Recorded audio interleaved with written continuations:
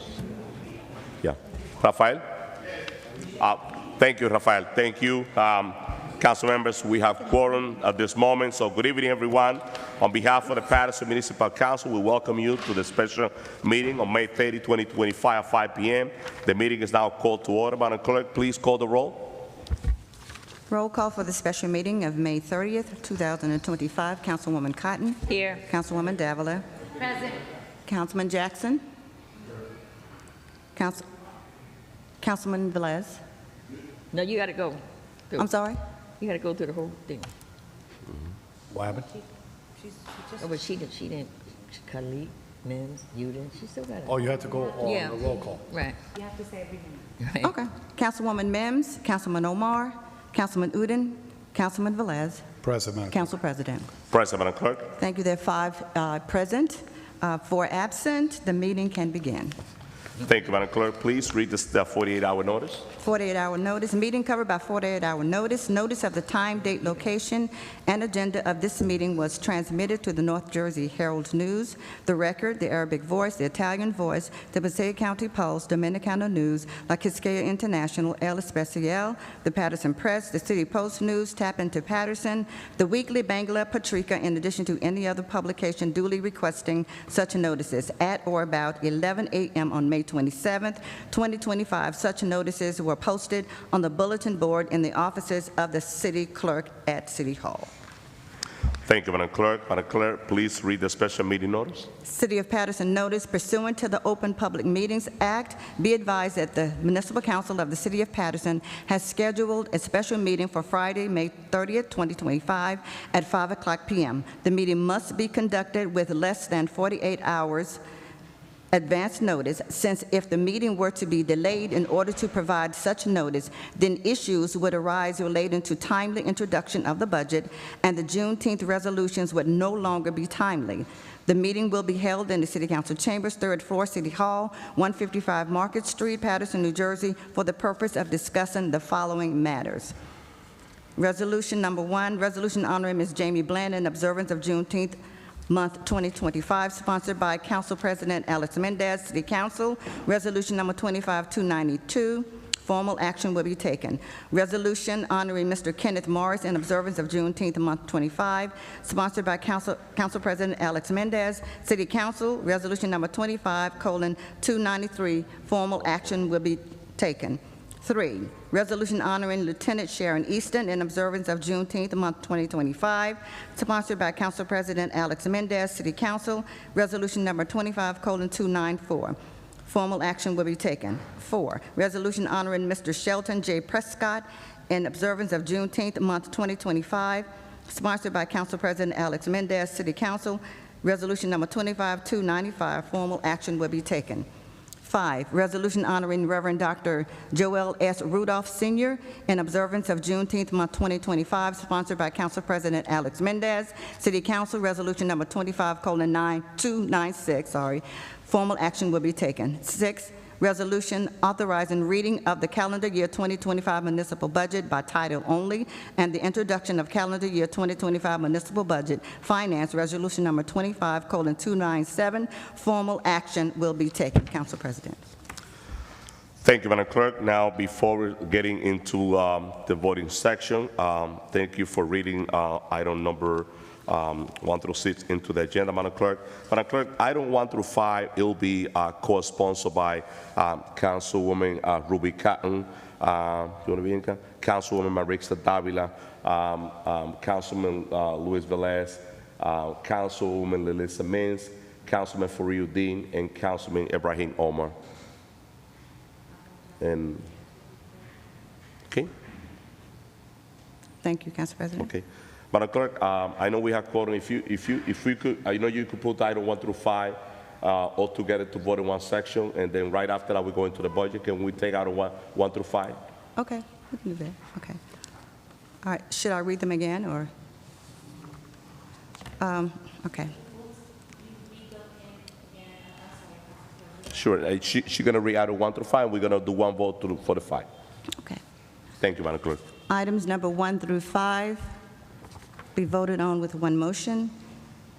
Number 1, resolution honoring Ms. Jamie Bland in observance of Juneteenth month 2025, sponsored by Council President Alex Mendez, co-sponsored by Councilwoman Cotton, Councilwoman Davila, Councilman Velez, Councilwoman Mims, and Councilman Uden and Councilman Omar. Formal action will be taken. Resolution number 25:292. So move. I'm sorry. Alderman. Number 2, resolution honoring Mr. Kenneth Morris in observance of Juneteenth month 2025, sponsored by Council President Alex Mendez, co-sponsored by Councilwoman Cotton, Councilwoman Davila, Councilman Velez, Councilwoman Mims, Councilman Uden, and Councilman Omar. Sponsored by, City Council, resolution number 25:293, formal action will be taken. Number 3, resolution honoring Lieutenant Sharon Easton in observance of Juneteenth month 2025, sponsored by Council President Alex Mendez, co-sponsored by Councilwoman Cotton, Councilwoman Davila, Councilman Velez, Councilwoman Mims, Councilman Uden, and Councilman Omar. City Council, resolution number 25:294, formal action will be taken. Number 4, resolution honoring Mr. Shelton J. Prescott in observance of Juneteenth month 2025, sponsored by Council President Alex Mendez, co-sponsored by Councilwoman Cotton, Councilwoman Davila, Councilman Velez, Councilwoman Mims, Councilman Uden, and Councilman Omar. City Council, resolution number 25:294. So moved. Formal action will be taken. So move. Moved by Councilwoman Davila, second by Councilman Velez. Roll call, Madam Clerk, and Councilwoman Cotton. Roll call, Madam Clerk, on item 1 through 5. 4. 1 through 4. 1 through 4, yeah. Roll call on item number 1 through 4 for adoption. Councilwoman Cotton. I'm sorry, it's 1 through 5. It was 1 through 5. I'm sorry. Yes, Madam Clerk. I didn't read the 5th one. Yeah, I'm sorry. it's 1 through 5. You read 1 through 5. Okay. No, but she got to read it. I didn't read 1 through 5. Okay. I didn't read number 5. So you got the last one. So resolution honoring Reverend Dr. Joel S. Rudolph, Sr. in observance of Juneteenth month 2025, sponsored by Council President Alex Mendez, co-sponsored by Councilwoman Cotton, Councilwoman Davila, Councilman Velez, Councilwoman Mims, Councilman Uden, Councilman Omar. City Council, resolution number 25:296, formal action will be taken. So move. Now, it's moved by Councilwoman Davila, second by Councilman Velez, and Councilwoman Ruby Cotton. Roll call, Madam Clerk, on item 1 through 5. Roll call on items number 1 through 5 for adoption. Councilwoman Cotton, Yes. Councilwoman Davila, Yes. Councilman Jackson. Yes. Thank you. Councilman Khalid. Yes. Councilwoman, okay. Councilwoman Mims, Councilman Omar, Yes. Councilman Uden, Councilman Velez, Yes, Madam Clerk. Council President. Yes, Madam Clerk. Thank you. The votes are seven in favor, 2 absent. Items number 1 through 4 are hereby adopted. Thank you, Madam Clerk. Item number 6. Item number 6 is a resolution authorizing reading of the calendar year 2025 municipal budget by title only and the introduction of the calendar year 2025 municipal budget finance, resolution number 25:297. Formal moved. action will be taken. Moved by Councilwoman Davila, Second. second by Councilwoman Cotton. So with discussion, I would like to open the floor to our Mr. B.A. Mr. B.A. Thank you, Council President. So what we have in front of you again is the 5.6% projected increase for the introduction of budget. Just so everyone is aware, that does not mean that we are adopting 5.6% on a tax increase. This number reflects what our budget will look like if we do not get the full allocation of transitional aid that we have requested. This reflects the number that we have received in previous years because we are not allowed to put in what we have requested until we have received it, which will be once the state budget has been passed. What I'm going to present to you and speak to you about is the things that I've been working on so far in an effort to help us get to a much more equitable number. I've also provided all the council members sitting here with a copy of the MOA, the current MOA that is presented by the DCA regarding transitional aid, which breaks down the requirements that we are held by. So throughout my time so far, I've been able to identify about $250,000 to about $500,000 that can be done through cuts, just from my general review of what I've looked through it. I'm also going to be meeting with the departments throughout the month of June to start working on it in a more in-depth way. I don't think it's appropriate for me to just start off by making those cuts before I've met with the departments, so that's why I haven't put them into the actual budget until it is time. I also want the opportunity to meet with them so that they have the opportunity to tell me what can and cannot be cut. If there's the point where an executive decision has to be made during those meetings, I'll be making those meetings, but I want to be able to make those decisions based off of real numbers. When we have real numbers, this is a breakdown of what I'm putting together for when we do have those real numbers and what I will need to take action on in the event that our numbers are lower than what we're hoping for from the state.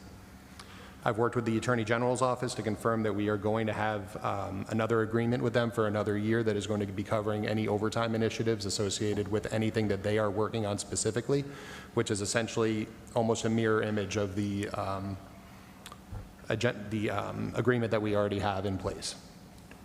I'm going to talk about the sewer rates, and I'm going to talk about the UCC code increases that I've discussed at the previous meetings.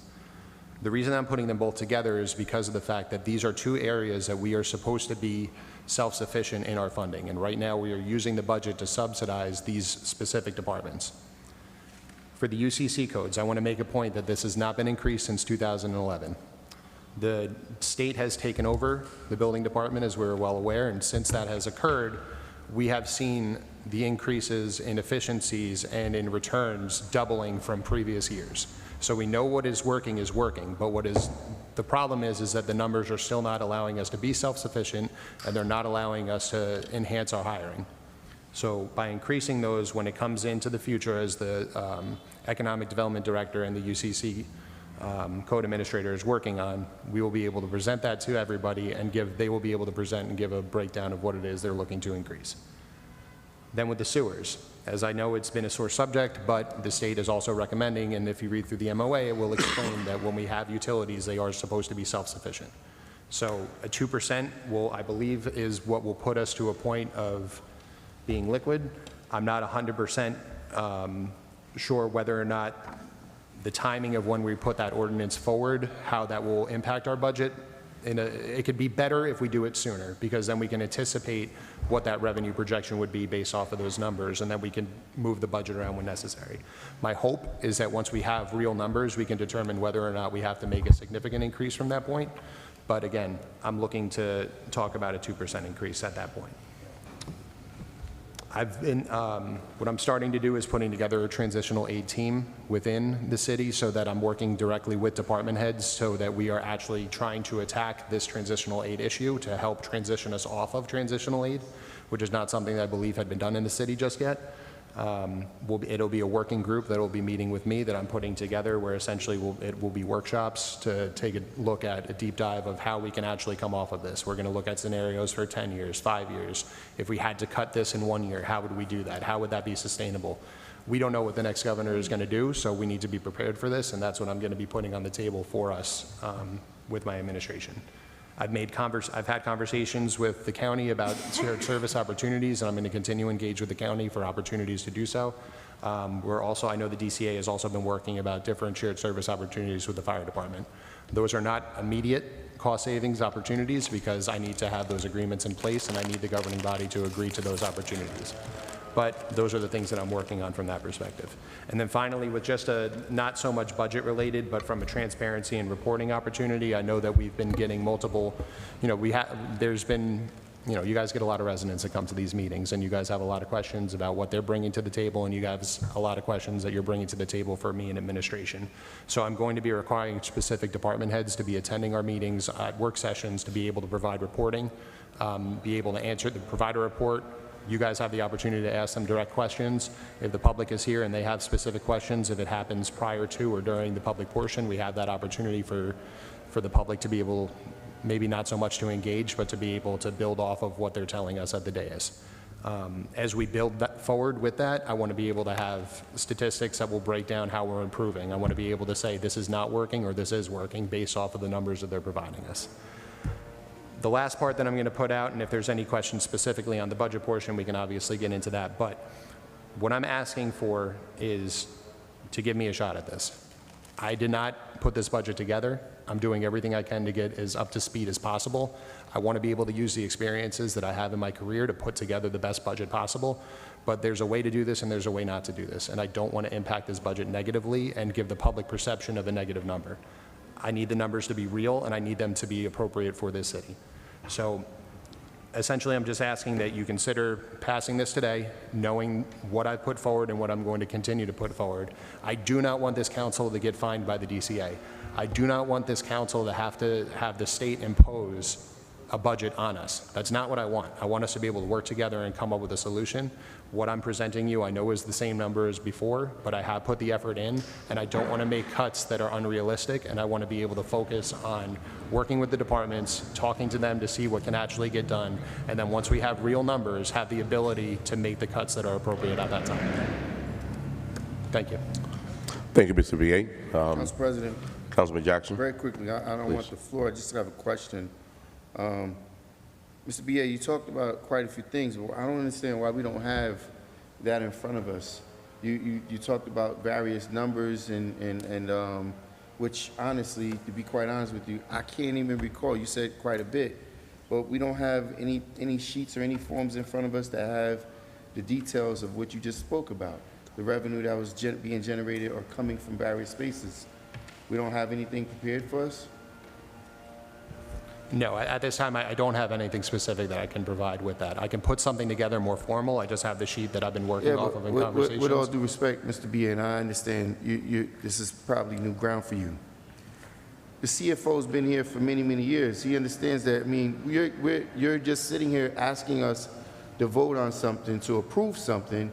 You just spewed off a whole bunch of different numbers and different factors about various things that are very, very important, and we don't have any of that information in front of us. I mean, we should have some kind of sheet form or presentation form of what the expectations are, and you know, understanding that you're not the person who actually put this budget together, but the person sitting next to you, did he not have a hand in it? With what I put together, or with what was put together we're being prior? asked to approve. No, what you're being asked to approve is based off of what has been presented to you from the very beginning, and I understand that you have not received what you're looking for. You're looking for breakdowns. You're looking for realistic numbers. That I don't have that in front of me. I don't have that, and I'm sorry that you haven't received that. Never mind. Never mind. Okay, Councilman Khalid. Thank you, Council President. Mr. B.A., you said, obviously we know as well, you weren't the part of putting this budget together. Who put this budget together?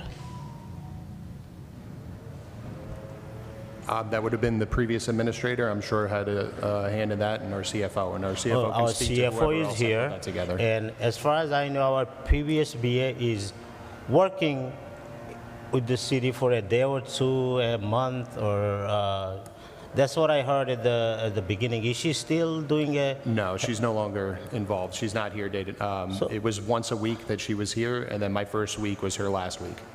And I believe, I mean, you've been here for about a couple of 3 weeks or so. Our CFO is here. He should know this budget inside out. And you should have been able to get an idea of exactly what's going on. And saying that, I mean, you have no idea what's exactly in the budget. I don't think it's a fair statement to us as a council member. I think we expect way more than just the resolution in front of us. Also, you spoke about a lot of things like UCC. You're saying that this year, since this year took over, you're seeing almost double the revenue coming in, which is great, but I do agree with Mike. This administration or this mayor not doing the job, because he's been here since 2018. Within 4 or 5 months, we see a double revenue in a department. What has this administration been doing all these 6 years? That's just a thought just came to my mind. Besides that, you spoke about sewers. When we created the sewer utility, then I said it was a double taxation to the city of Paterson. We created the sewer division. That money was used to get paid from our taxation before. And we did it like a double, as everyone could recall. It was a double taxation. That's just a couple of thoughts, and I don't even know what in front of me to vote for tonight. Thank you. Council President. Council President. Councilman Velez. Thank you, Council President. Is there any reason why we have this in front of us, Mr. BA? It was, that's the MOA that is between the city and the state for transitional aid. I just wanted everyone to have a copy of it. Correct. And this, I know, I know it's the MOU, but is there any reason? I don't know if you've ever received a copy of it. No, That's why I'm providing it. we do go every year with the MOU. And, but this is from 2024. Correct. Calendar year. Correct. The 2025, I know it comes before even transitional aid is granted to us. Correct. This decision today is based, if we are going to vote in favor or vote it up and down, it's based on the 2024 MOU? It's 2024, 2025 because the state is on a fiscal calendar. So this is our current and active. No, it's not in the fiscal calendar. I know, I'm sorry. Us. Fiscal. We are We on are the a calendar, but the state is fiscal. That's why their agreements are fiscal based. So that's one of the things that I'm a little bit concerned. Let me go a little bit back. The medical insurance change that, according to us, was going to save us $10 million, but it came back saying that we had to pay more now. The bulk pickup removed from the garbage collection, and they say that we're going to save money, and our city looks awful in quality of life regarding garbage and this and that. That's not taking us nowhere. The sewer utility that this council voted in good favor, and then we rescinded based on Flavio when he council president, we rescinded to fix some gray area that was there, is still not working. Okay, we don't see the revenue coming at all. One thing I have to say, we haven't bond for a long time for covers service in the city of Paterson. I haven't seen a bond ordinance here to borrow money, but and I'm going up and down the memorandum understanding again and again and again, and still, you know, it's like telling us, listen, this is what you guys agreed and signed. I understand that, but today's May 30th, 2025. When this administration expect to get the budget together, present it after the discussions of the budget, present it to us for we could get a final approval of the budget, not the introduction. When do the administration expect to present that to the city? So as soon as I have the transitional aid numbers locked in, so when the state has passed its budget, historically, I'm not sure if we get that information ahead of time or if that's effective immediately when when the state passes their budget. That's when I'm going to have real numbers. The work that I'm going to be doing leading up to that is going to be the hypothetical cuts or the realistic cuts that need to occur in the event that that number is different. So I'm trying to build up a number of potential cuts so that we're prepared to do that, hoping that we do not have to make those cuts in order to get to the 2% that we're looking to get to. Correct. So based, and I'm not going to blame you, but based on the experience of our CFO, when will you expect, based on your experience, that award letter? My CFO just let me know that August or September is when we would be looking to adopt. When? August, September. August or September. August, September. And we're going to be almost at the end of this budget of 2025, right? Now, almost at the end. So from May 30th into August, we're not going to have a introduction of budget to adopt, because we waiting for see if the state is going to be having mercy with us and give us what we asking for, what the administration asking for, and based on the state that just passed a awful budget, cutting everywhere, so that give me a sign that they probably not going to be too mercy with us with this transitional aid.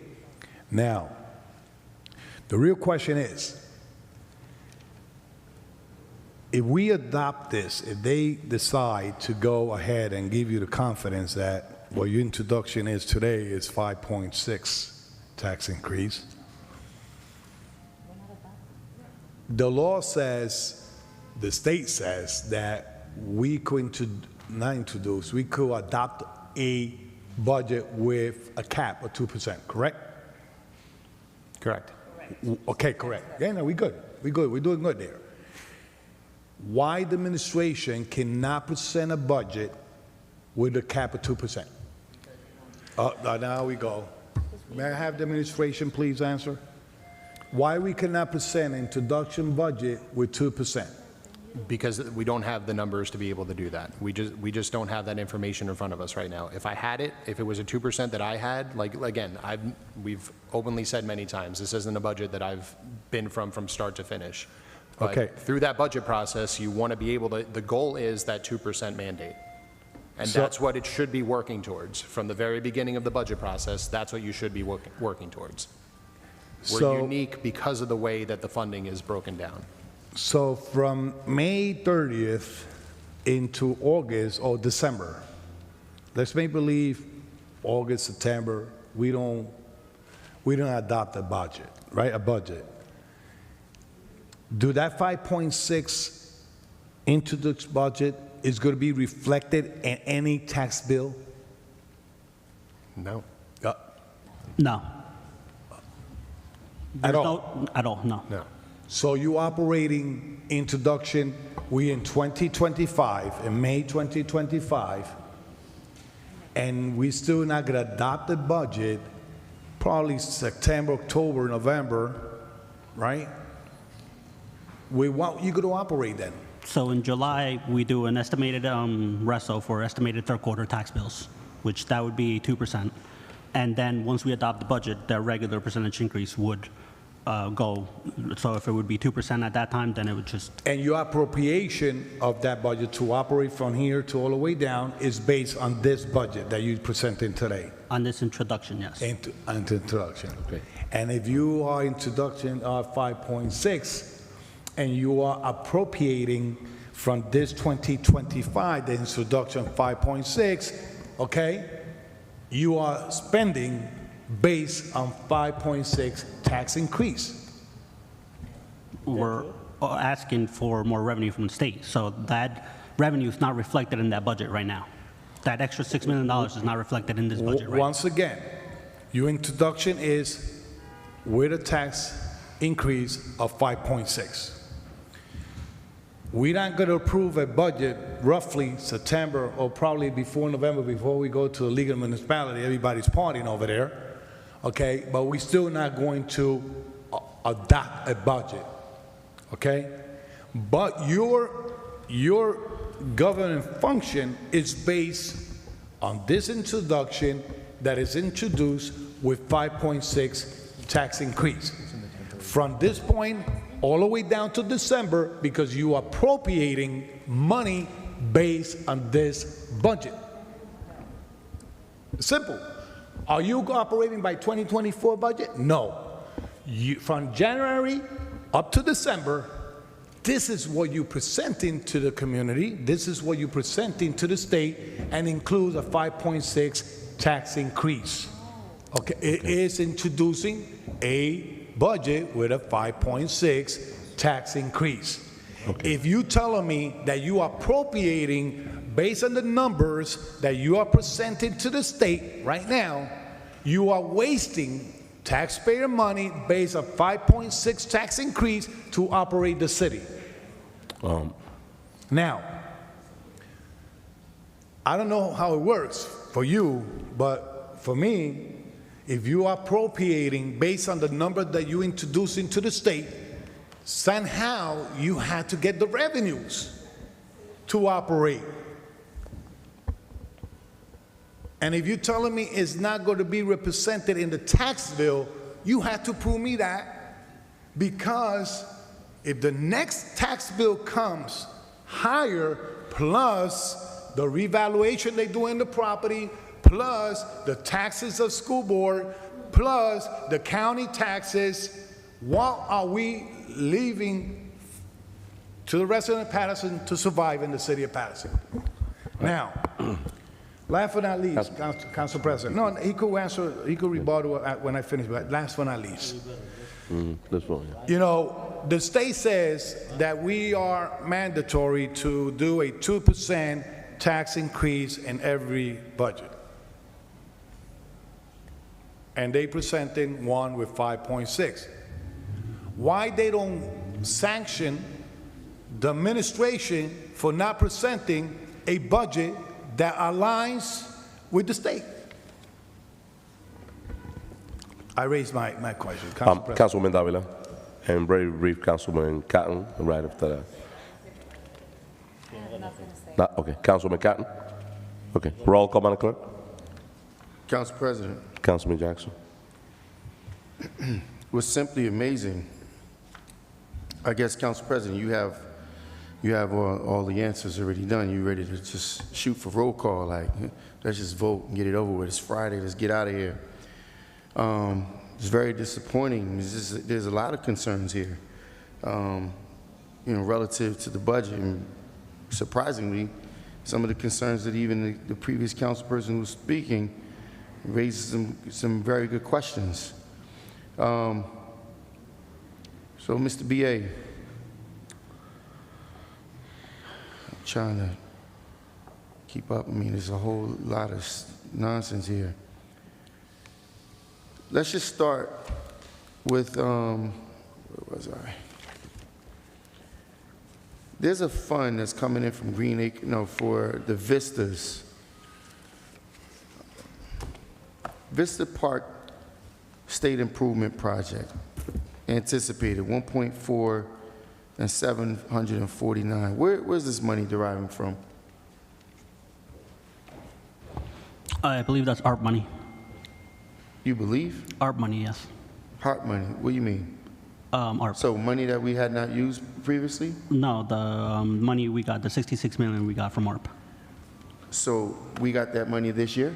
No, we got that money in 2020. So money we did not use previously? In 2022. Money that we received in the past that we did not use previously? You said no to that question. I'm not sure what you're asking me, Councilman. Did we receive that money this year? ARP, we received it in 2022, I believe. In 2022? Correct. And this is what? ARP money. This is for fiscal year 2025?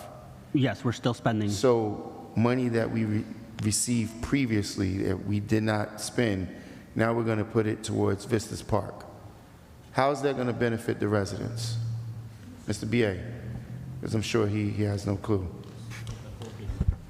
I know it's the COVID money, but that money is supposed to be utilized to generate residual income. How does this generate residual income to reduce some of the tax burden from the taxpayers?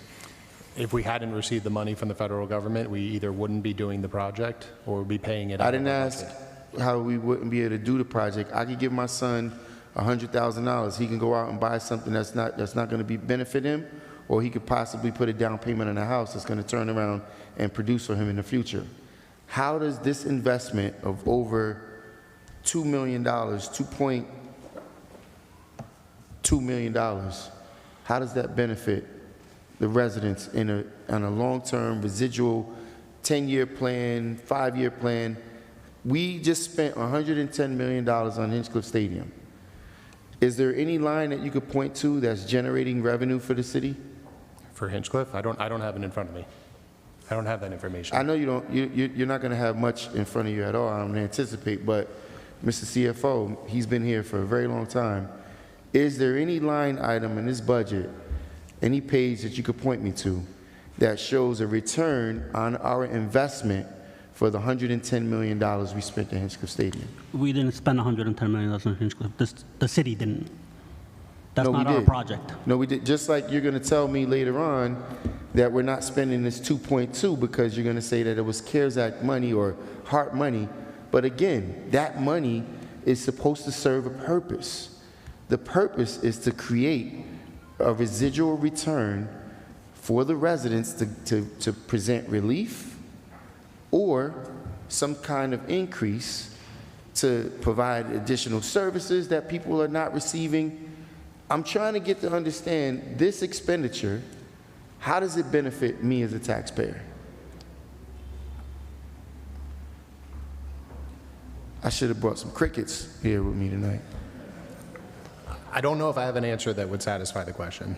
You know, it's a park. It's a very simple question. It's a park. It's a very simple question. As I spend money, am I wasting it or am I anticipating an investment into something that's going to provide a return?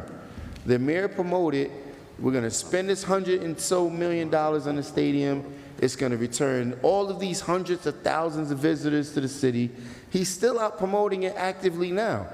I'm asking from a financial standpoint, the guy sitting next to you or anyone there, whoever chooses to answer intelligently, how does it outline for a benefit to the residents? Nothing? I don't believe that an answer is going to satisfy this situation. I just don't think I have So an answer is there a benefit to the residents for this $2+ million? It's subjective. If you're Okay, enhancing so a park, right now, if you're expecting my support, what we are supposed to be doing here, we're supposed to be going through the budget and making amendments and adjustments. So that line item, we can cut that right now. Those two line items, we could cut that. Unless you're not expecting my support, we're going to have to go through this budget. We're going to have to actually do work tonight. We're going to be here for a while, and we're going to go through this budget line by line, look at what's necessary, look at what's going to create a return for the residents, and we're going to have to be responsible here. We're not just going to come here and, you know, to the point that was made earlier. You talked about the UCC codes that were being generated. I need to see that. I need to understand the performance of the various departments. Like, we had this money that we've been spending for several years on these consultant. They were not even consultants. They're actually city employees. What was this guy doing? The numbers guy he was here to give us reports on statistics and things of that nature. I haven't seen one report of this guy. We're paying him for nothing.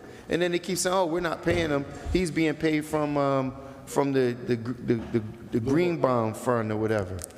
It doesn't matter. People are making money. The Bloomberg project. People are making money, and people in Paterson are suffering.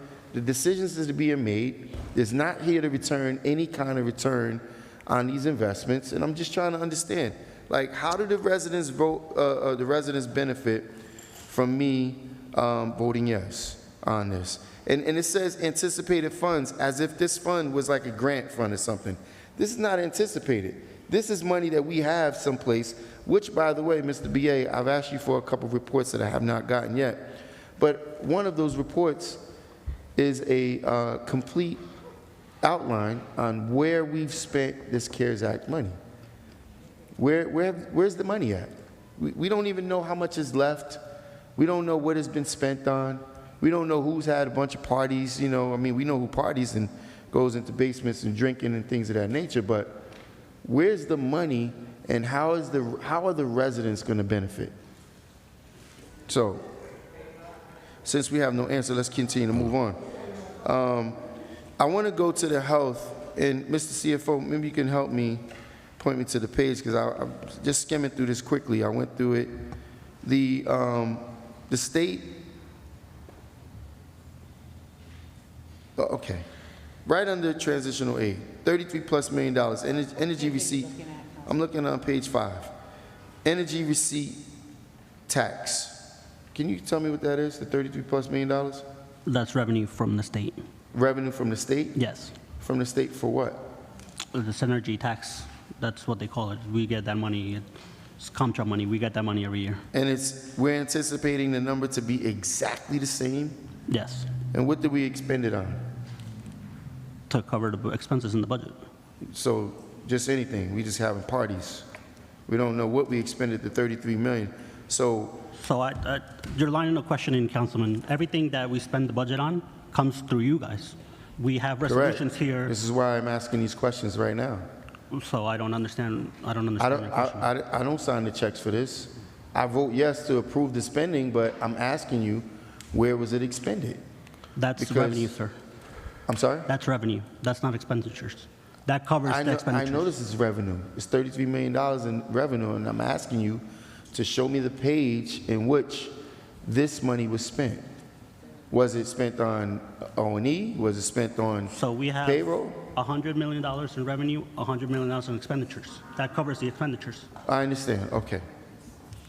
I understand. But to be responsible, right, if I anticipate revenue from sources that produce, how long have we been getting this tax fund? This been going on for? Forever. Forever. See, normally, the way we did budget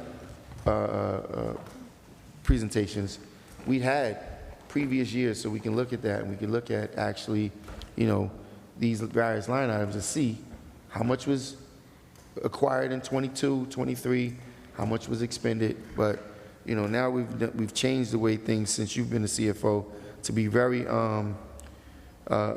not as forthcoming as necessary. Board of Health, we realized 650, now we're anticipating 950. Is that from fees that have been increased? No, I think we realized a smaller amount last year.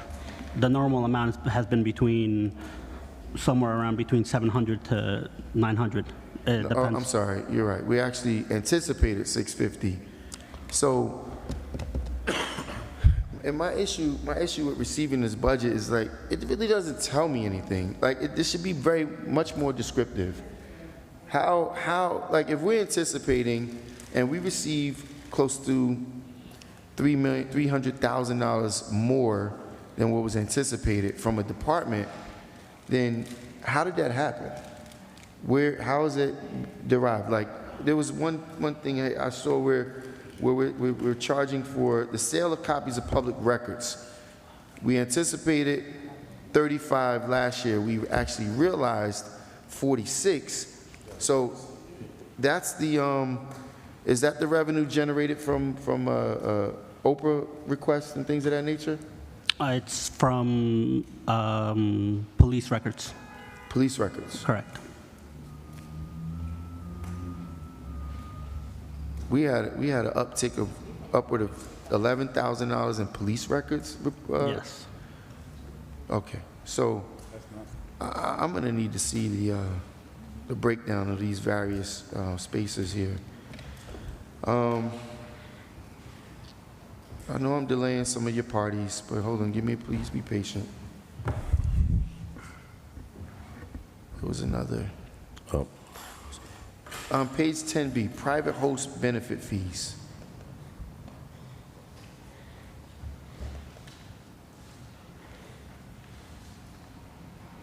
Private host benefit fees. We anticipated 500,000. We actually realized 1.8, and now we're anticipating 800. What is a private host benefit fees? The recycling revenue? Recycling. Yes. And this is what we made? Yes. So why are we anticipating $1 million less? Because we received a 2-year payment from Coastal, A 2-year payment? from Coastal Distribution. So now it's only going to be 1 year. So, so this is what they held back a payment from the previous year? Yes. Yes. Was there any interest that was accrued for that held payment? No. Okay. Well, listen, I'm not going to labor this much longer. I'm just amazed. I mean, even the newest council member to the council. I mean, there's no questions. Nobody has any. This is it. We're just ready to go and vote, huh? This is it, huh? Okay. I know. I'm gonna tell you, All right, very good. Smooth. Roll call, Madam Clerk. it's not a party. It could be whatever. Council President, before we go to roll call, I just have one simple question to the CFO. May I? Please, Councilman. Okay, so CFO, just let me leave because,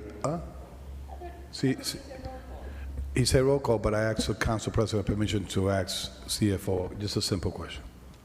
So in a line item that we spent last year, for example, $300,000, that's the number, $300,000.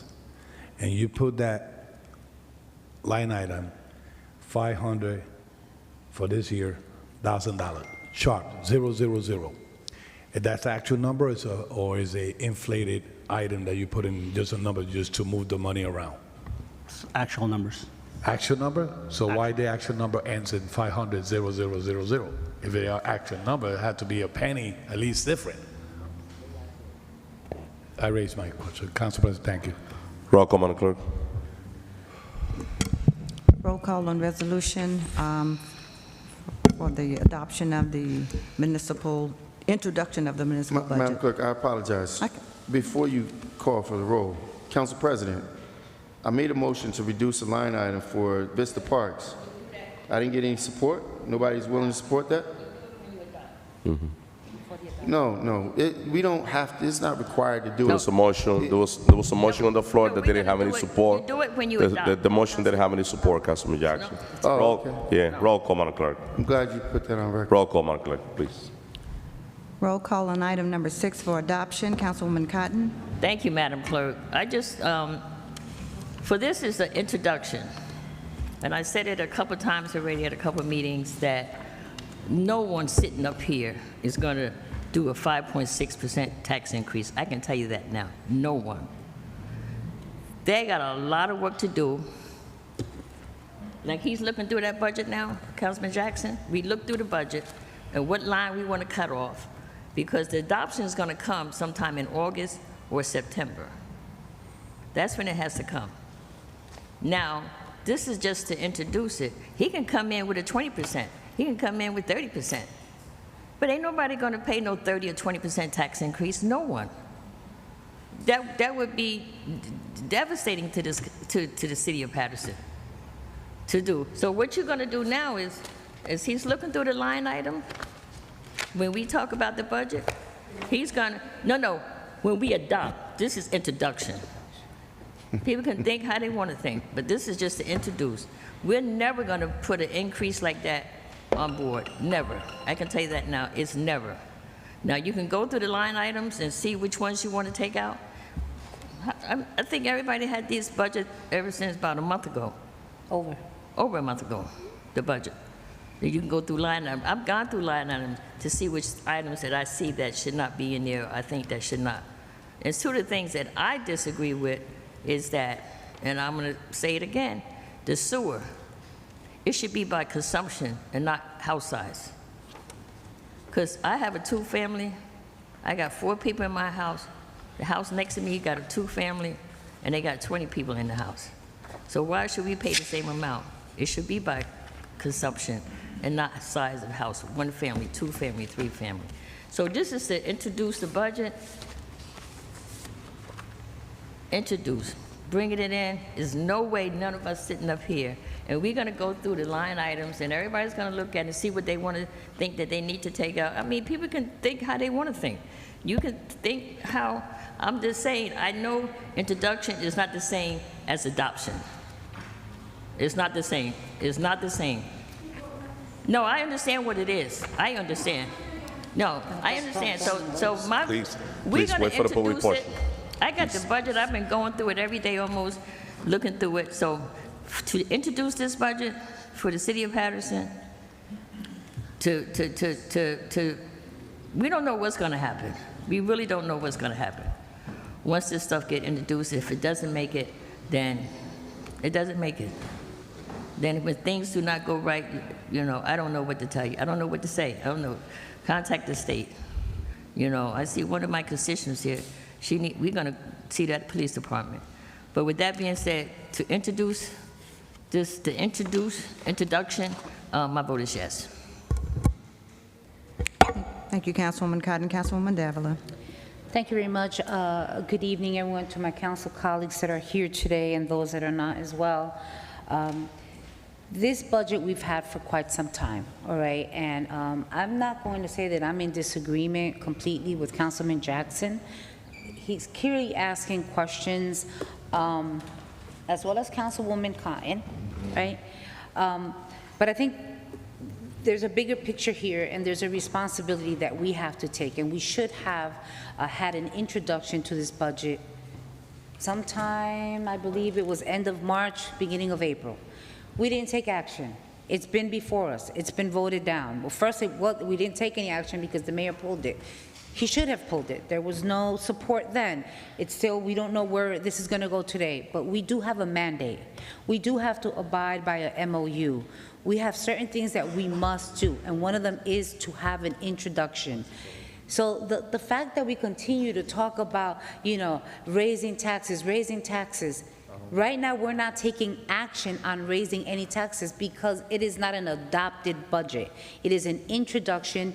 Yes, it can most likely be a reflection of what the adopted budget may look like, but just like Councilwoman Cotton said, and I've told the administration this, I will not, and I'm saying it here, come the adoption, if there is a 5.6% increase, the vote will be no.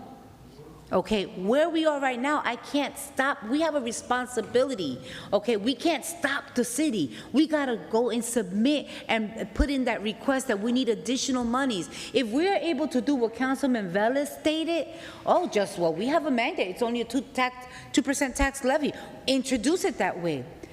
Why would the state then say, if you can do that and only do 2%, right, there isn't really much any skin in the game, so why should we give you any more money? We are not ready. We can't be self-sustained. We cannot. I don't care what anybody says here about the constant talk about we need to get off transitional aid. Yes, we do, but we are not ready. We are not ready because this council doesn't want to take the actions that are necessary for us to increase our ratables, so then that way we can start getting off it. So, we say we want to be responsible, right? But, there's been fees that haven't been, increased in ages, years. No. We want to take action with cannabis. No. We want to take different actions of things that are necessary to move forward, to try to increase ratables, because yes, the administration has to do their piece, but we have to do ours. So right now I have a responsibility and a mandate, and I'm putting it on record. We today are not voting on increasing the budget. There's no adoption today. There is an introduction and a propose. Yes, there is a propose. We're not lying here. We're not playing with words. All right, but let us not confuse the community in saying and talking about the tax bills and what's going to be reflected. No.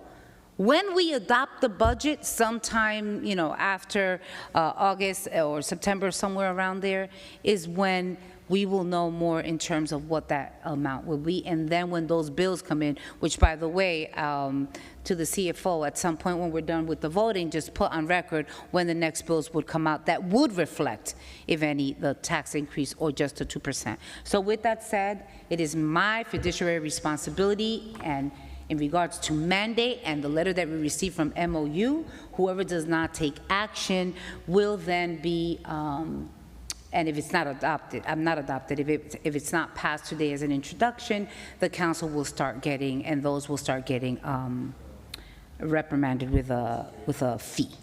So with that said, Madam Clerk, my vote is yes for the introduction of the 2025 municipal budget. Thank you, Councilwoman. Councilman Jackson. Thank you. Councilman Kalik. Thank you, Madam Clerk. All the points are very well taken. If we,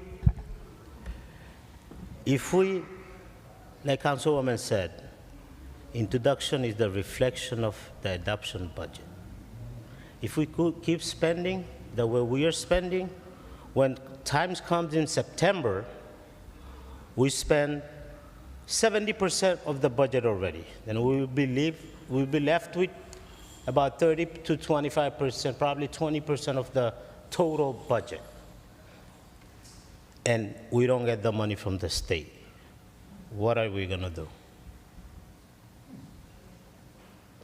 Like previous year, one of the year, we had to lay off 125 officers and get rid of many of the employees in the city of Paterson.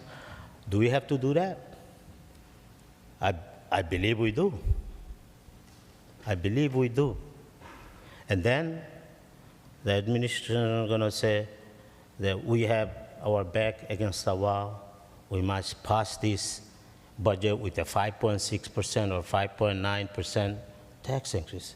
It has happened previously.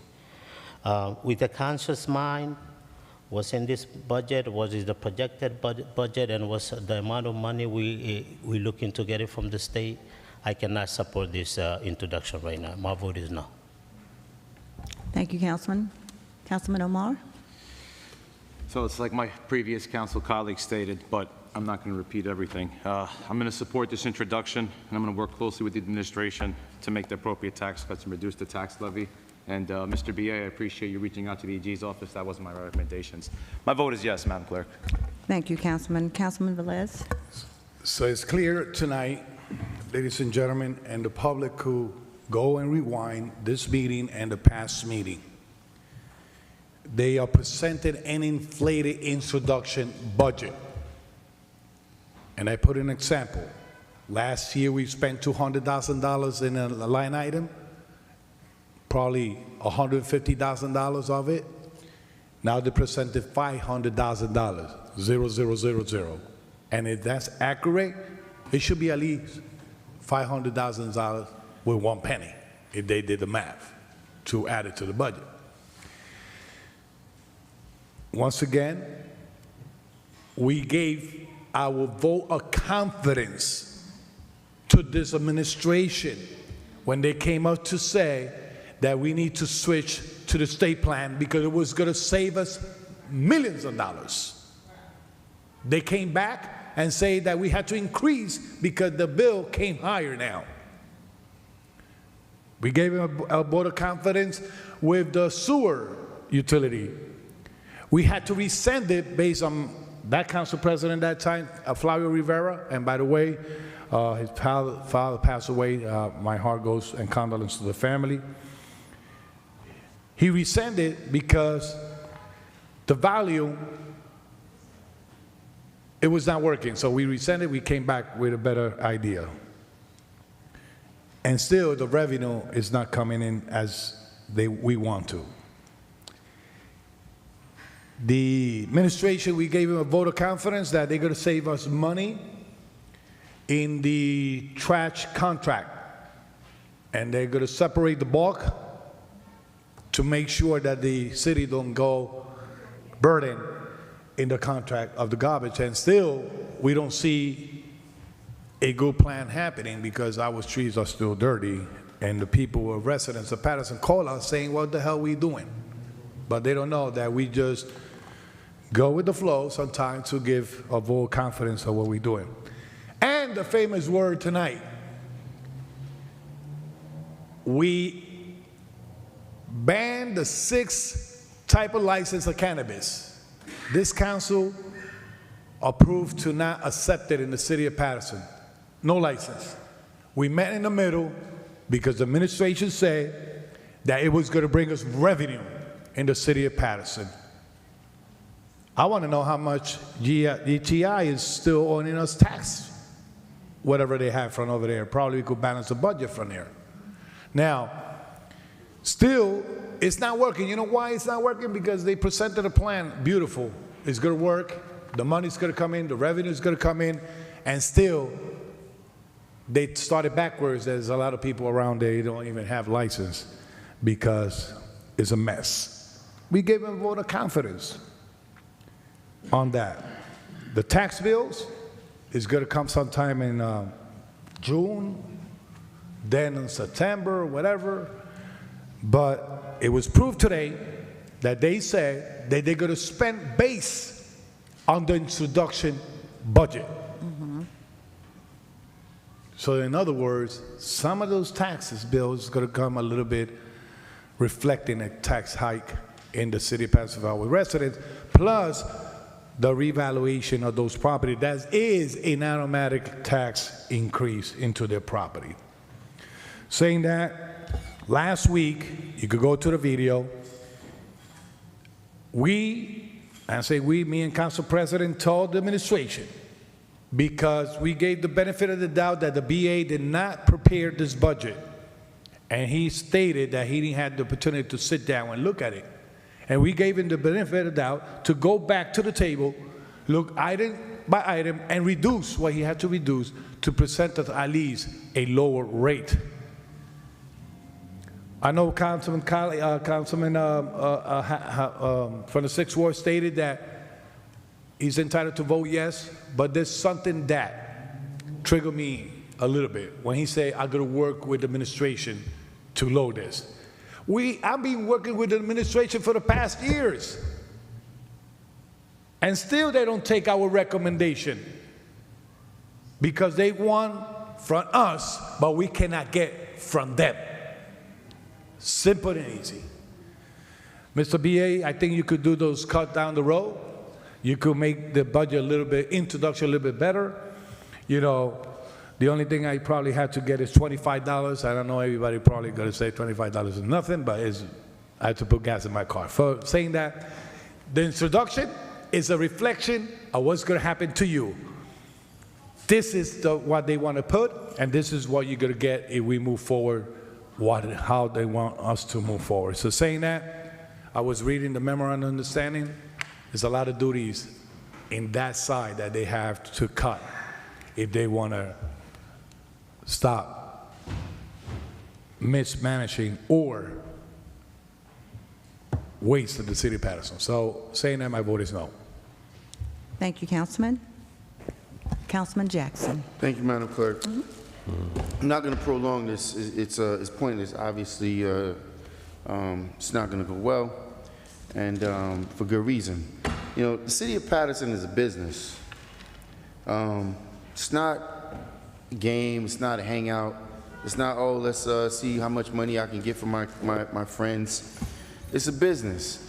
When you spend money, it's supposed to be an investment. If you spend money on a garbage contract, the investment is the return that the constituents get on the services, the level of services. When you spend money on what you pay for employees, employees are supposed to return the service back to the community. But, okay. So we have absolutely no return on our investments.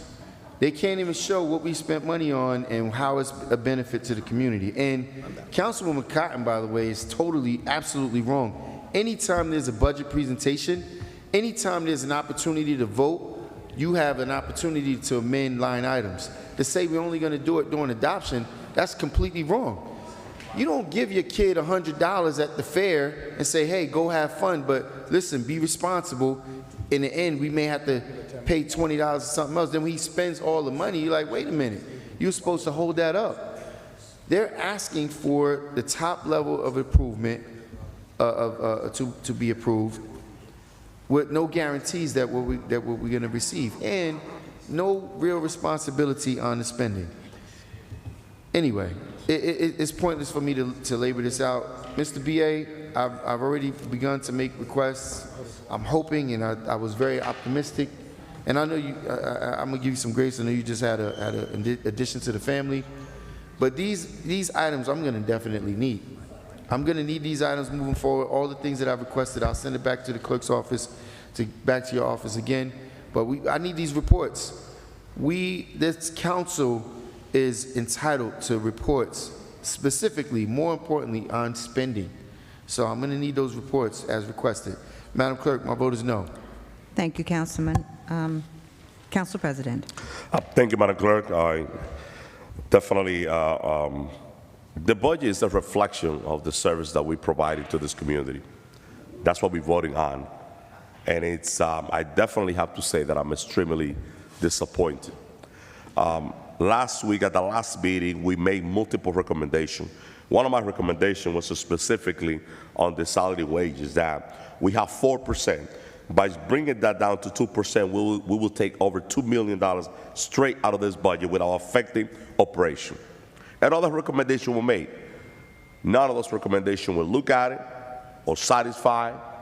There was no dialogue, and it looked like, so we have the same document.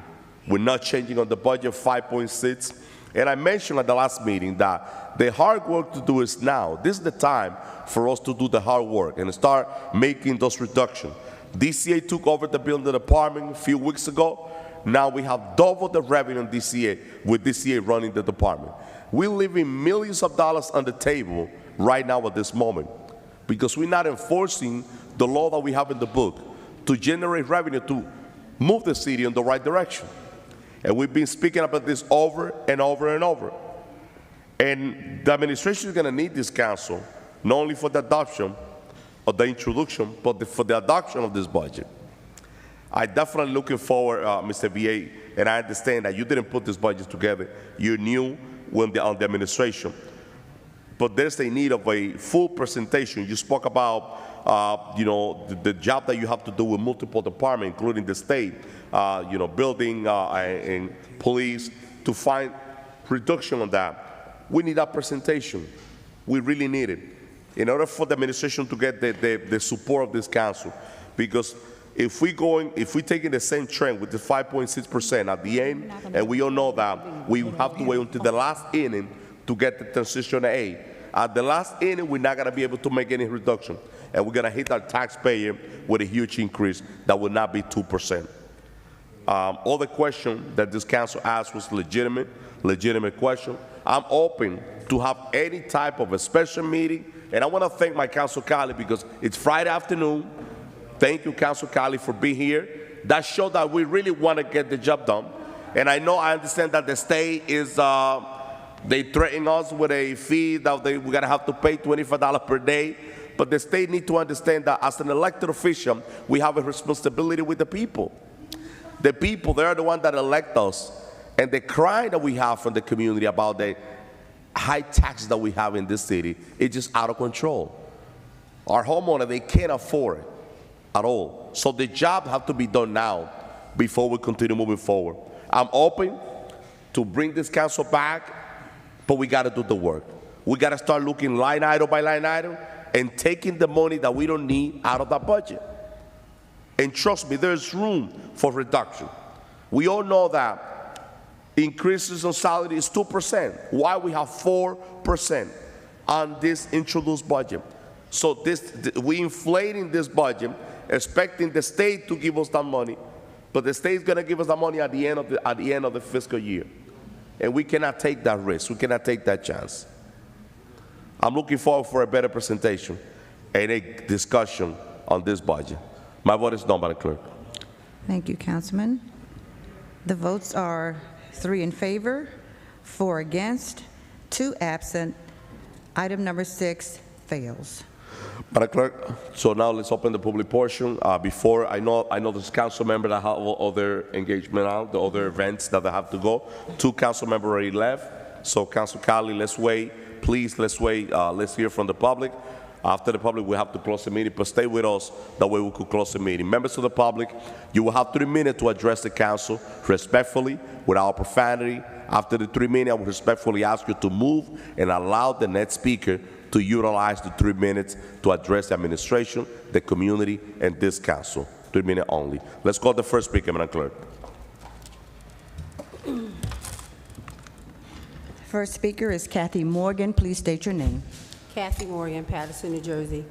First of all, when I walked in, Reverend Riley asked me, long time no see, and the reason why I don't come down here, I care about my city, but the reason why I don't come down here, everybody out of every city and state in my family say they come down here. It's not me, it's this thing. Just speak a little closer to the mic. Stop that, because it's not me, it's that. It's this. Just a minute. Let's see if they put the volume up. I can't hear you. Okay, it's good. Now, okay. Okay, Go. you know you're running my time then. Just continue. Okay.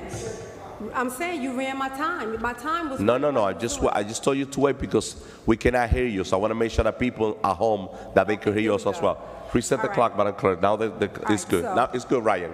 Go ahead. I'm tired of coming down. The reason why I stopped coming is because people, this is a clown show. And the reason why they say this is because nobody sits on the dais long enough. I went to Bloomfield. I sat in a Bloomfield meeting where everybody checked in, each council member, no council member got up off the dais throughout the whole entire meeting. They stayed engaged. You address questions to the CFO, he was so unengaged. His seat was all the way back. He didn't understand what was going on. If he understood, he acted like he wasn't interested. The BA comes unprepared. Nothing's to support this budget that he wants to present. Like, get it together. If you're gonna be here, I'm quite sure you don't live here. But if you're gonna be here, and if you're gonna continue to stay here, I need you to get involved, okay? Because I'm tired of coming down here, watch y'all just disrespect, don't care. Everybody jumps up, does whatever the heck they want to do. And I heard stuff about some HARP money or whatever it was called. Why don't they pay the DPW workers that was out there the hazard pay? Because I've seen it on Facebook that they haven't gotten hazard pay. They was out there putting their lives on the line during COVID. And if you have extra monies, put it where it belongs. Fix some of these streets that's tearing up our cars. Governor Street, Clinton Street. There's a lot of things that can be done. There's families that's still trying to dig themselves out of holes from what COVID, the money that, the job that they had didn't adequately pay them during COVID. And Louis, this is addressed you. You bring up some pretty good points, but I didn't like what you did the day you threatened Mike and Khalik with a gun. And everybody tried to say that wasn't what was said. I heard it, and I wasn't in the house. I was on the live. When Khalik and I had a heated discussion, before I walked out of Ellison Street, there was a police officer that stood there wanted my information. You all are not above the law, and you've been spiraling out of control lately with the threats, the drunken driving. Get it together. And what else did I need to say to you all? We need to stop cutting ribbons, naming streets, having all of these movies, tying up the streets while we're trying to get to work, taking up blocks of parking. Come on, let's have some respect for us. And another thing, with the Board of Health, why in the Hello Kitty does it cost $25? Did they get new paper for the birth certificates? Is that some special paper? It shouldn't cost that much for a birth certificate. What happened to $10? What are you doing with the revenue? That's what I want to know.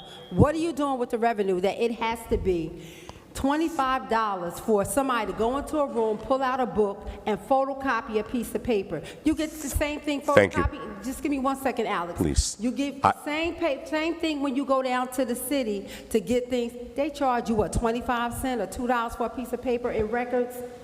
That's first of all, you need too much information to get what you need to have, and to pay $25 for a birth certificate, that's a lot of money.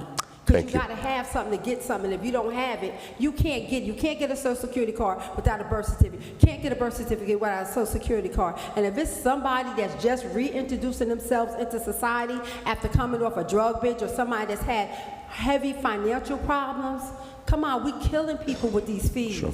Next speaker, Madam Clerk. Yes, next speaker is Beverly Cameron.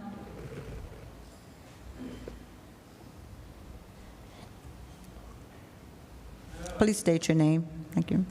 Hello, my name is Beverly Cameron. Good evening. My mother was Paterson's first DJ. So I love my music, I love it. If you don't believe me, here's the proof, okay? Now my thing is, I play my music, I should be able to play my music, but I played my music at 1 o'clock in the afternoon last Wednesday, and the police came and knocked on my door and gave me a ticket. And I was wondering why, when all you hear every day, all day, anywhere is Spanish music. And the cars, you can't hear anything, cars passing by. I should be able to sit in front of my house and play my music. Now, I understand the rules from outside, but it's sad.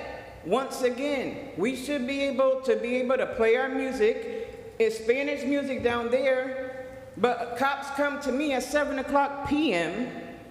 and tell me to turn my music down. Now, mind you, I said to the police officer, okay, but you don't hear that right there? He says, oh, we're going there next. But he wrote right on past.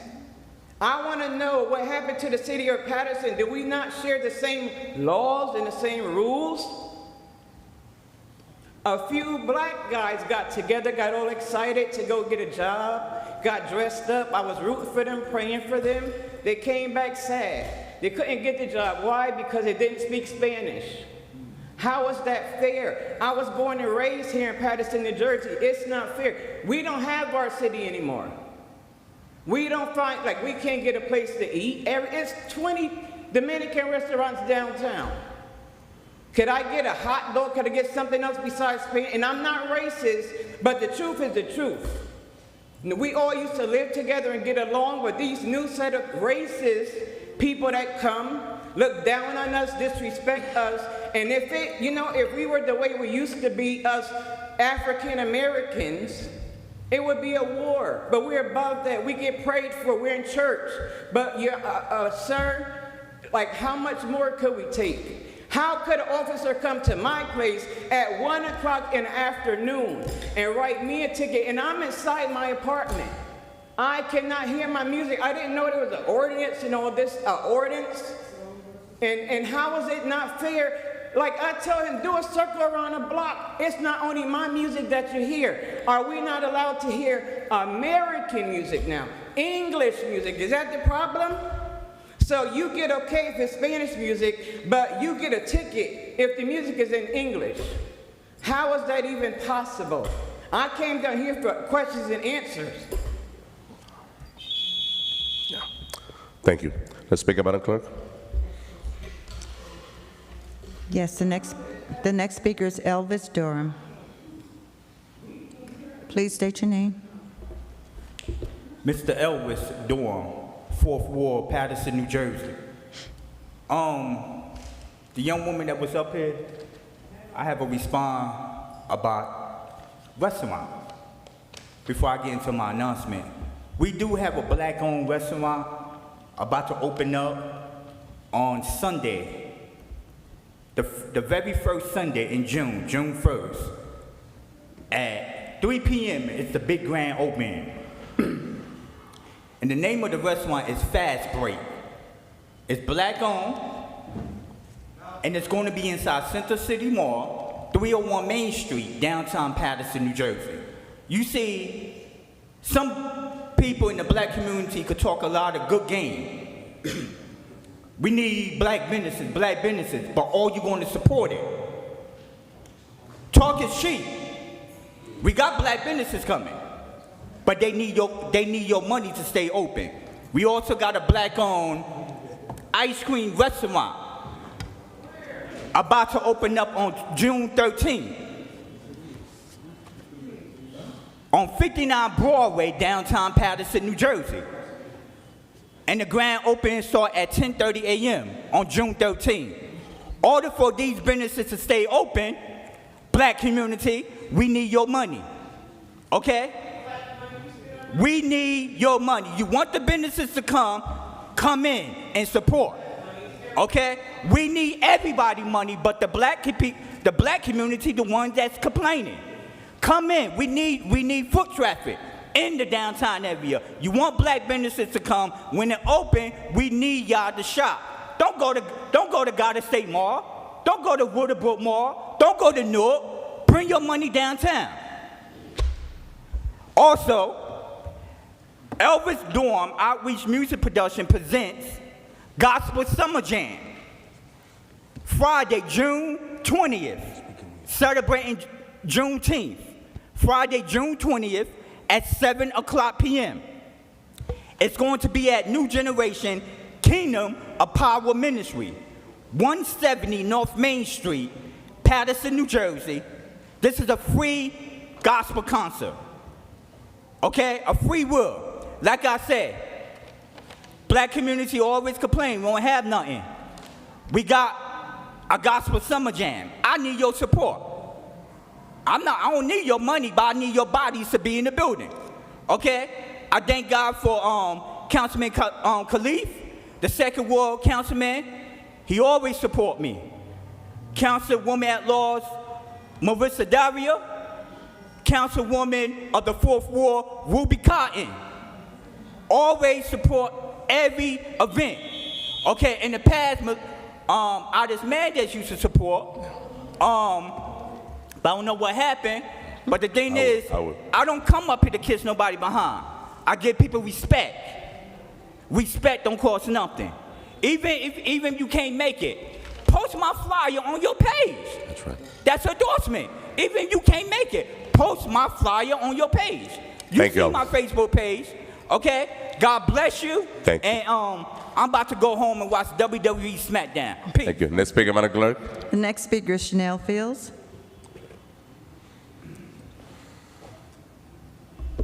Good evening, Please Council. state your name. Chanel. Good evening, Council. I'm just curious. I'm here basically for Luis Velez.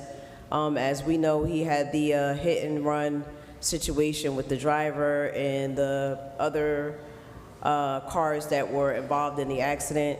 I'm curious as to, as I stated previous weeks, as to why he has not checked into some form of rehabilitation. How is it that he's still sitting here on this council, and what actions are being taken? Have charges been filed? Because he's still here, he's still riding around, and he's still considered what I would consider a danger to the community. With nothing being done, are we waiting for us to be next? I'm just curious as to what's happening. Also, as far as the Sunshine Daycare, I asked about that on last week as well. I want to know the status of the security. Is that building now being secure with police presence? More Ms. Giovanna Dingle had requested that. And that is pretty much it that I have for tonight. Also, to support Ada Pugh for the breakfast that they have coming up. That will be on, give me 1 second.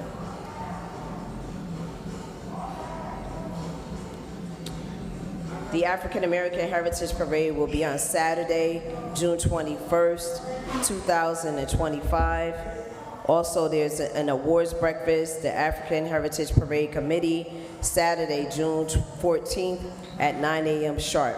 And also, I believe Brother Rodney Addison is having the Juneteenth event as well. Thank you and good night. Okay. Next speaker, Madam Clerk. Next speaker is Abed Tabata. Ahmed? No, I'm sorry. No, you already spoke. I'm sorry. The next, please. The next council, please. The next speaker is behind you. The next speaker is behind you. Thank you. The mic is off. The next speaker is behind you.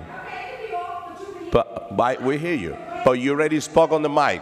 Why you have to be disrespectful? But why? But please. No, please. Respectfully. Respectfully allow the next speaker to utilize the 3 minutes.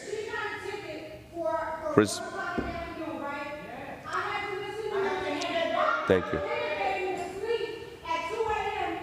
I hear you. Madam Clerk, can you call the next speaker? All right. What's the name of the next speaker, Madam Clerk? What's the name? Next speaker is Abed Tabata. Please state your name. Good evening.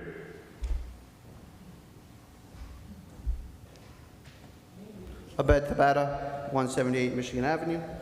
How are you guys doing today? It's good to be back in the City Council chambers. So, I'm a taxpayer, own my own house. It's unfortunate that I purchased a house in Paterson.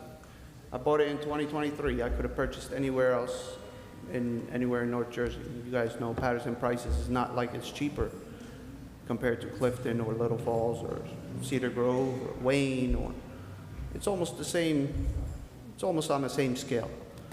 Even the taxes. The tax rate Paterson has I would say the highest or the second highest tax rate in Passaic County. And that's sad because we are the county seat, so we don't get no kickbacks from the county for having that. They just actually utilize our land without paying property taxes on their property because they're exempt. But about the line items in the budget. So the previous council, I would say 4 or 5 years ago, you guys passed the state health plan, which was supposed to save the city money because the city employees will be enrolled in the state health plan. Now, if you look at sheet 20 of the appropriations page of your budget, you have a $3 million for 2025 for the group health insurance, whereas in 2024 it was 1.147. That's a $1.85 million increase. That's just health insurance. It's not like we have an extra 200 employees out on the streets or 200 DPW workers helping out cleaning up the trash or 200 extra police officers patrolling the streets. So how can we reduce that actual budget? How can we reduce that number to save the taxpayers? Also, Mr. CFO, you brought up ARP funds for the Vista Park, the 1.4 million. If in one of the appropriations pages, I can't find it's not right in front of me, but it shows you that you broke down for park improvements last year utilizing ARP funds, and they are clearly laid out in that it clearly shows ARP funds for park improvements, and it shows a 2024 appropriation for that, but nothing for the 2025. That's on sheet 24G if anybody actually cares. But let's hope that this budget doesn't get passed. And I mean, you guys are getting paid to be on the city council. So unless your taxes is actually over $47,000, you're not paying nothing out of your pocket. Your city paycheck is paying for your taxes, which is coming back out of our pockets. So give the residents a break.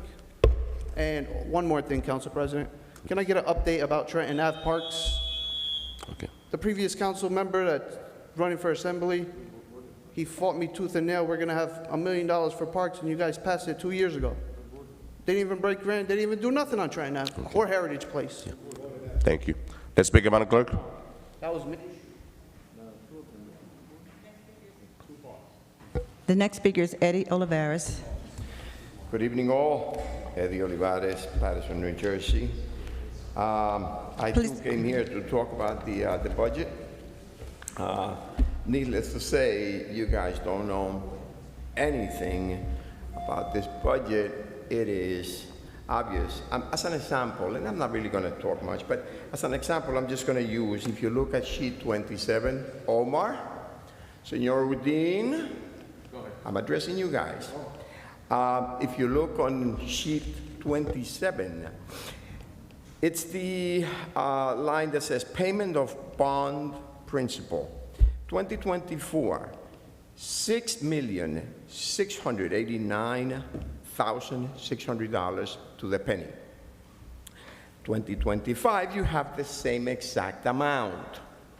Mr. Silva, I'm not even going to ask you because I know you don't have the answer, but you know, whoever put this together has no clue on how to put together a budget, Mr. Seaman. These are real numbers. This is making payments on bonds. So these are real numbers. This is not, you know, anticipated or anything like that. If you look at the interest on the bonds, same exact issue. $2,340,509, and 2025 the same exact amount. There's no increase. A child could tell you there's something wrong here, but you guys don't question it. You guys don't question anything. And let me tell you, well, Mr. Velez, stop acting like a clown. Stop acting like a clown, okay? And stop pissing in public and getting drunk and getting into accidents and disrespecting people. You work for me. When I come to this microphone, I'm your boss. You fool. Anyway, I'm not even going to say much what I came here to say, but let me tell you why it is that It is a problem. Don't laugh like a clown. There's nothing like a clown. Do you know what a buffoon is? Know what a buffoon is? Well, you don't know anything. But anyway, I don't, you know, I'm going to tell you why it is that we have such, we don't have any money. We don't have any money, guys, because you give tax breaks to all of these investors, and you squander all of the money. Councilman Jackson asked, I don't know how many times he's asked, how much money is the stadium producing? Oh, you all know. It's not producing anything. It's costing us to operate it. You guys are a bunch of buffoons. This is why the city is the way it is. Crime is rampant. We have drugs. We have shootings. We have all of these things. And you guys are clowning around. Let's speak, Madam Clerk.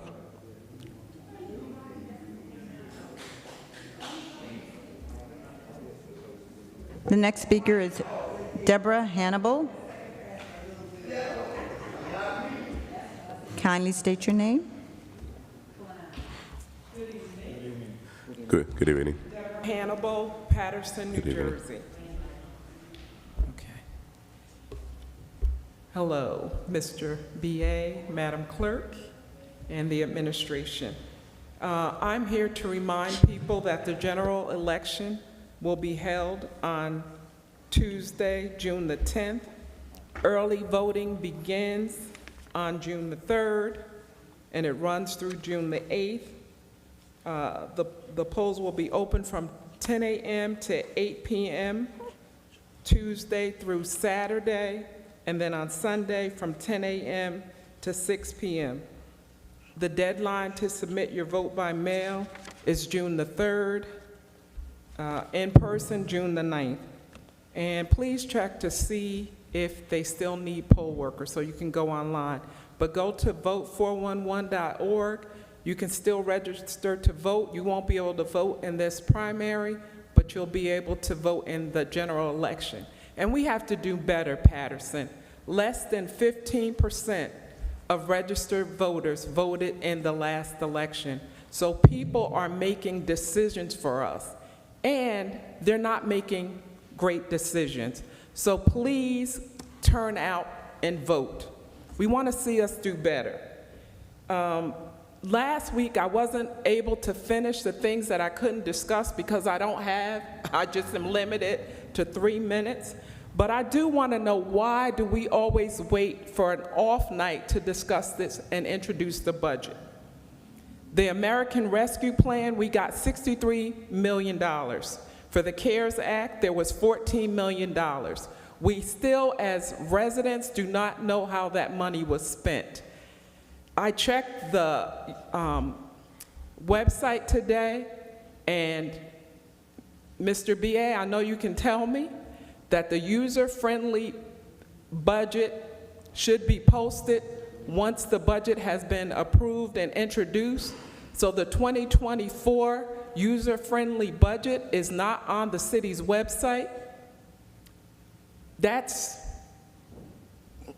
not cool, and you know it's not, because you worked in the county and all the budgets are there. And there was a presentation. This is unacceptable. We are not second-class citizens here. You treat us like this. And I'm going to go over a little bit because I don't have time to discuss the arrest of the city's CFO, who oversees over $300 million, his arrest for DUI. There has been no official response from this administration regarding the breach of public trust. In any other civil service jurisdiction, this person would have found some type of disciplinary action related to conduct unbecoming of a public employee. But we don't get that here. And then we have a councilman that was involved in an incident, and we saw the tape this week where the police shut off the body cam.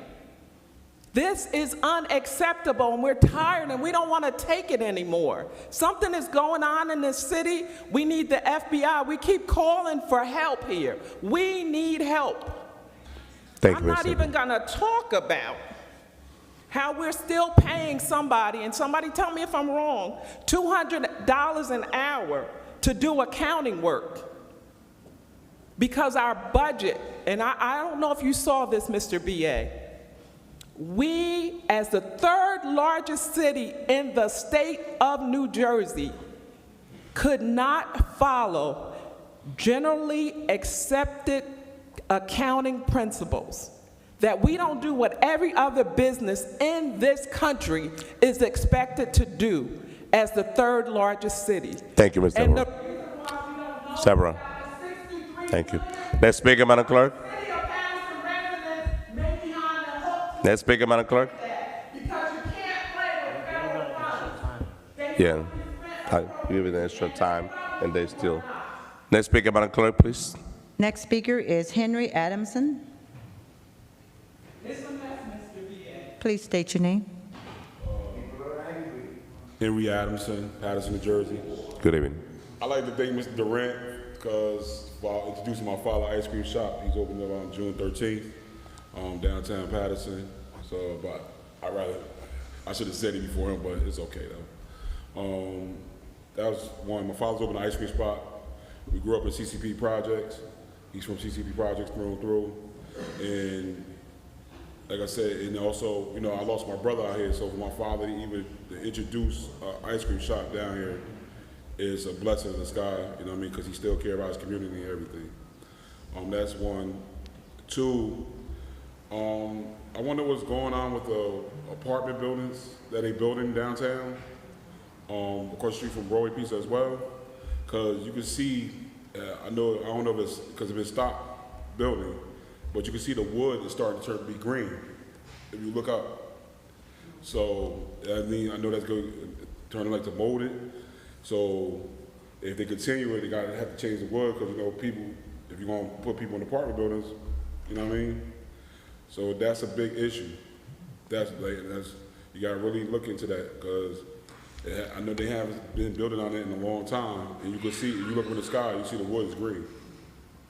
So, but on another note, yeah, it's the same problems. What's going on in the city, so I don't know how much.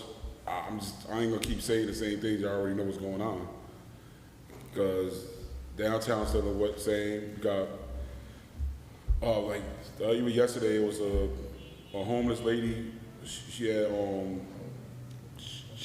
bowel movement all over her body, sitting right across the street, while y'all having an event right across the street.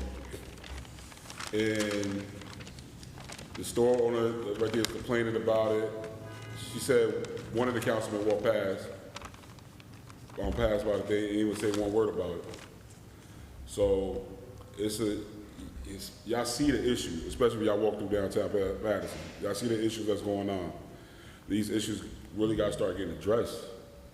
You know what I mean? Like my man said, the taxpayers pay our salaries. So that's all I got to say. All right. Next speaker, Madam Clerk. There are no more speakers. Motion to close. Close. Moved by Councilman Velez. Second. Second by Councilman Kalik. Roll call, Madam Clerk, to close the public portion. To close the public Point of portion. order, Madam Clerk. Okay. Council President, Councilman Jackson. there's a statement that's made every time that a council meetings, open public portion is closed. And in fact, who just made the motion? Was that you, Council President? That was Councilman Velez. Councilman Velez said, seeing none, move to close. Obviously, that's an incorrect statement. There is a person in the audience that is still here because it shows through the practice of this council, which customs and practices of the council is what takes precedence. It's not decisions that the council makes, but seeing none, move to close is an inaccurate and incorrect statement considering there are active members of the public who are here willing to speak. Now, if you're going to disregard that, I welcome you to do so, but I'm going to place that on record because every single night we sit here, and when the public portion is open and getting ready to close, when a public hearing is open, every single council person rushes to say, seeing none, move to close. Duly noticed, Councilman. Well, I see one. Roll call, Madam Clerk. So, Council President, you have to answer to the point of order. You don't just move right past it. We just hear you. Roll call, Madam Clerk, to close the public portion. Roll call to close the public portion. Councilman Jackson. No, I'm not going to pass. So, what I would say to that, Ms. Mack, and this doesn't just pertain to you. This pertains to every single person that comes here to this podium. We have a number of people who have come to address concerns. By a show of hands, did anyone get one of your concerns answered to? Every single night we sit here, people come to the podium to have their concerns answered, and their concerns go unanswered. And that falls directly on the shoulders of the council president. His level of incompetency is just becoming so apparent. Our main priority is to answer to the public's concerns. When the public then comes here to address the concerns, to have their concerns addressed, and there's no answers for them, what is that? Now, not only do I don't have an answer for your concerns, but I don't even want to allow you the opportunity to address the council. Never in the history of this council has it operated in the fashion that it operates in now. It started under the regime of Flavio Rivera, who was another corrupt piece of garbage. And now you have the continuation with incompetent people like this. So yet, your concerns go unanswered. My urge to you is why get upset? Because you have the power in your own hands. The influence that you have doesn't need to be exercised at the microphone. You know exactly where it needs to be. Now, Council President made a comment about the laws being broken. So earlier he was commenting on something about, prior to him voting, saying the laws that are being broken out here. Here's a guy who was openly drinking and dancing in a basement party where somebody had lost their life, who's consistently breaking the laws in his community, who sat on a stage next to his compai over there, dancing and shaking his ass after he leaves the meeting, doesn't encourage him to use a cab service, all the cab services that are located there, doesn't encourage him to do the responsible thing. What he does is, after he's clearly on national TV, showing him pissy drunk and lying to the public, oh, of course not, I wasn't drinking. Council President corroborated that story that he wasn't drinking. Was with him, probably sharing a bottle. I guarantee you, if they went to the club and got the cameras, there'll be plenty of footage, but I'm wondering if that wasn't done as well. As the councilman showed up at the business the following day to ask them possibly to delete the footage. Listen, what are we expecting? What is our expectations? Look who we have. Look what we have making critical decisions in the city. We haven't gotten one report on those CARES Act dollars. Over $100 million that was spent, plus the $140 million in tax credits. Not one report. The $40 million spent by the PRC. And yet, not one report, not one council person being responsible, multiple getting upset, leaving, oh, I'm leaving, because we didn't all vote in favor of the budget. How do we expect this city to get better if there's no one going to be responsible? And if we don't want to even acknowledge and have a measure of respect for the public, Ms. Mack, I'll say this, because I know this. You have been in this city longer than most of the people that's sitting on this council. You have been in this city, never mind your parents prior to you being here. You are of the fabric of this city. And for you to walk through that door and have to request to be placed on the list, to have your voice heard, and be denied, if that's not encouragement enough, I don't know what is. And that's to whomever. That's to whomever. Every person that lives in the city and you're waiting for your opportunity to be disrespected in such a fashion, is her today, is all of us tomorrow. And the fact that he doesn't even have the decency to respect her for 3 additional minutes. The other night they made excuse, oh, we got things to do. We wouldn't even be here tonight if it wasn't for their antics in removing half of our city council meetings because, again, they don't want to address the public. Only to rush up here and and I'm going to just say this last thing. To the members of the black community that are placed on this acknowledgement list, you should feel equally disrespected. To be pacified on a night where we can't even be responsible. The council's primary function is to be fiduciary responsible.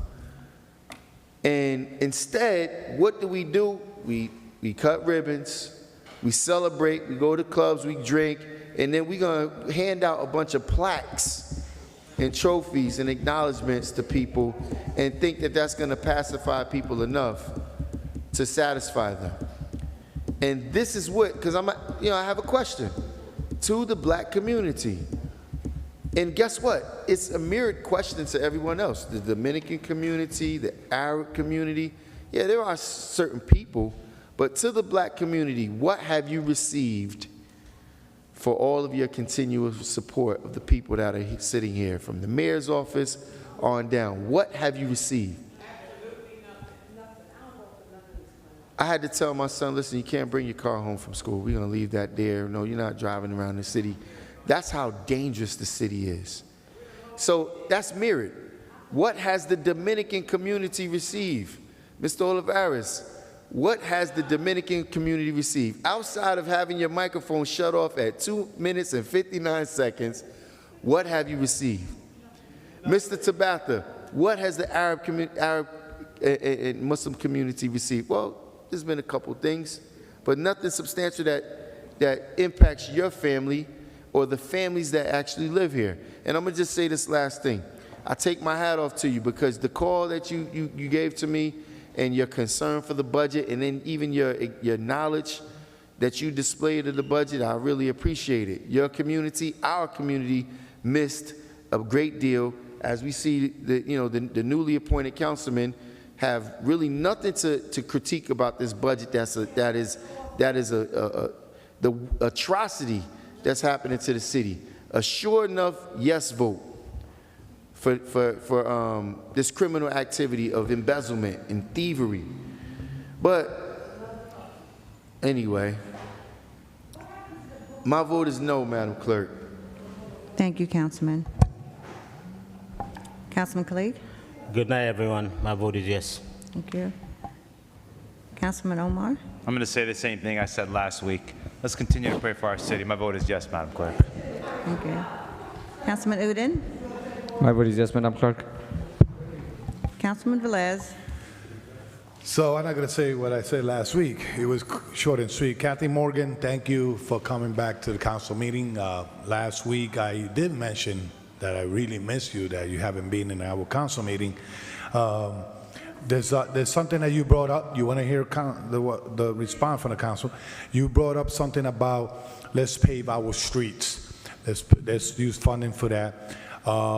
one thing I could say is that this council, 8 council members, have approved a lot of streets to resurface and repair. What I'm going to request is from the administration, Madam Clerk, if you could put this down, MBA is here. They always gave us a list of streets that we approve, which one was done and still are pending. If I could get that list of the street that's supposed to be resurfaced and pay an updated list, which one is missing. And also the Montgomery Street, the lower portion of it was approved by this council to fix. But as everybody knows, we approve, but the contract and the administration had to move it forward. See, they don't want to listen to the thing. You could go home. Beverly Cameron, you mentioned something about the loud music situation. We cannot have selected enforcement. We request administration to enforce loud music or noise complaint across. Yes, I see you. Correct. Yeah. Correct. Yeah. Correct. Do notice. Fabulous.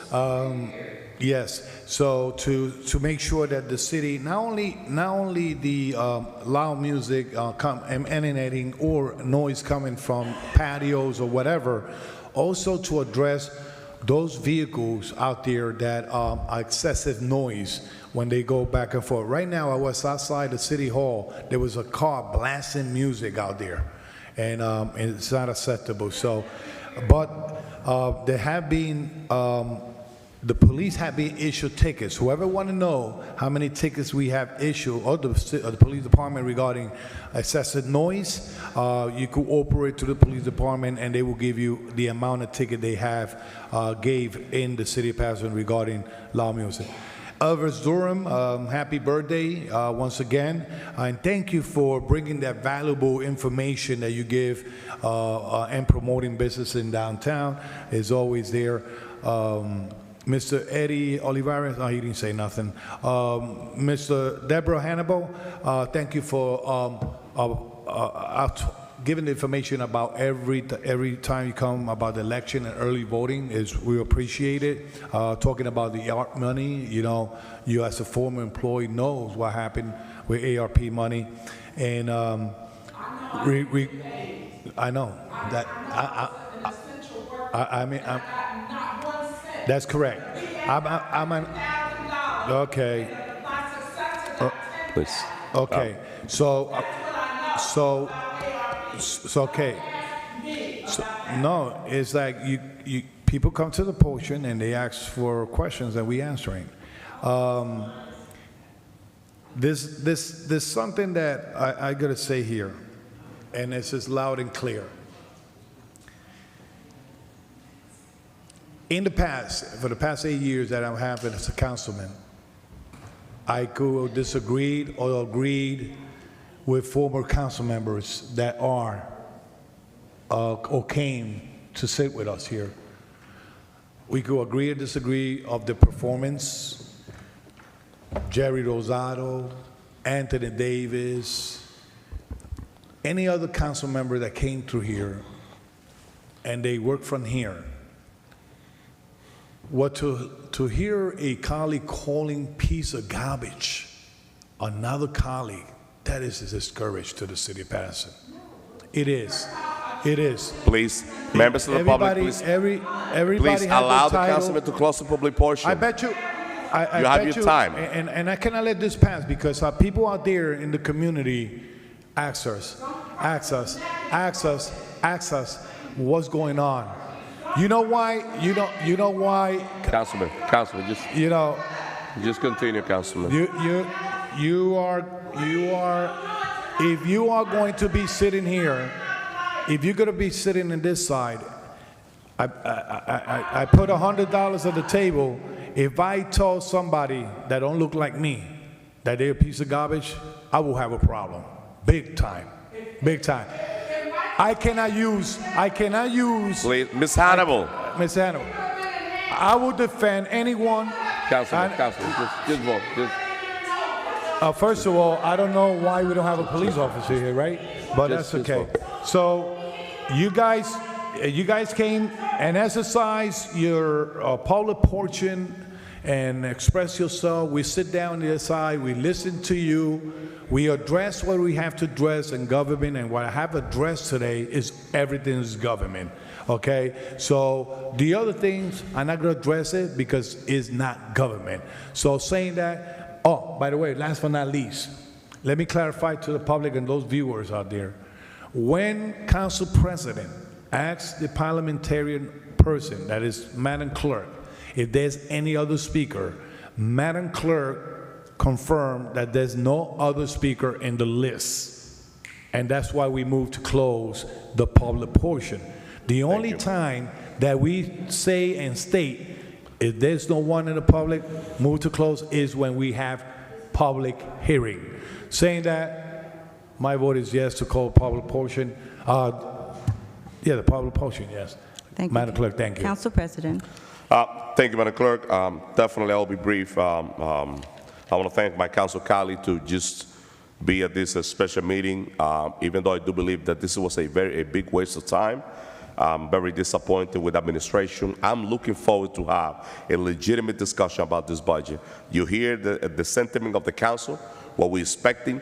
This is the time for us to go line item by line item. I understand what we tried to do with the state, but understand something. We're not going to wait until the last inning with an introduced budget of 5.6%, waiting for the state to give us the money. And at the end, we're not going to have any time to make those reductions. Let's do the work now, and I mentioned that at the last meeting. Going back to salary, you could take over $2 million out of that budget without affecting the governing, without affecting the production of the city, without affecting functioning of the city. I want to make sure that we do that work, and let's do it now. Mr. B.A., and I hear you. You was not part of the budget, but now you're here with us. I'm expecting to see you work with Silva, with the CFO, to give us a budget that we could put some confidence on, to give you a vote of confidence to say, okay, we did the work, we did the reduction, we voting, we introducing the budget, let's wait for the adoption with responsible number. That's what I'm expecting. And today it's Friday, 7 o'clock, I'm here, we're here, because we want to do our part. We understand that the number one responsibility of the governing body is to approve the budget. But the state also need to know that the community is there, the community is watching, and we have concern about the number that we have in this budget. And we represent the people. They are the ones that put us in this position. And everything is not black and white. We got to look at those numbers deep, and this is the time for us to start taking money in those line items, because we're going to face a tough time. We have election at the end of the year. We don't know who's going to be the governor. And trust me, believe me, that we're going to need every single dollar.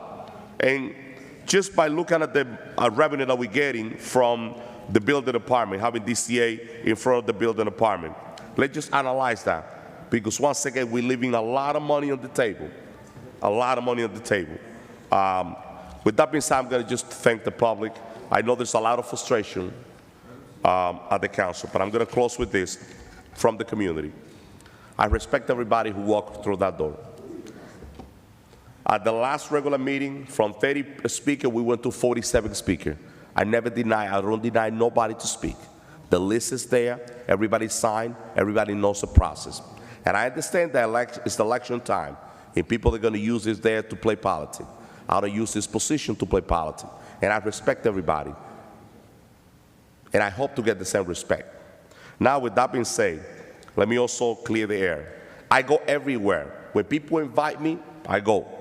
I went to a function, there was a birthday celebration, and I honored Keith Watson, and he put an event together. I was there. I wasn't there when at the place where this young man was killed. It was a good friend of mine. I don't know the details. I just go. When people invite me to a function, I go. I don't support any illegal activity, and I have a clean life. And my life is an open book.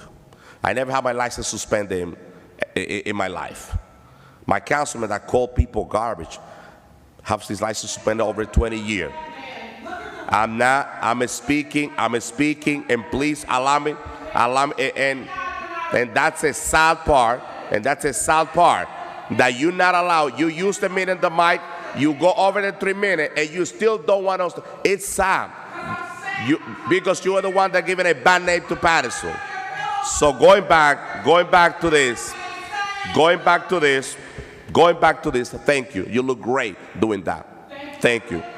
No, you look fantastic doing that. So Paterson, I understand this, the concern of the community.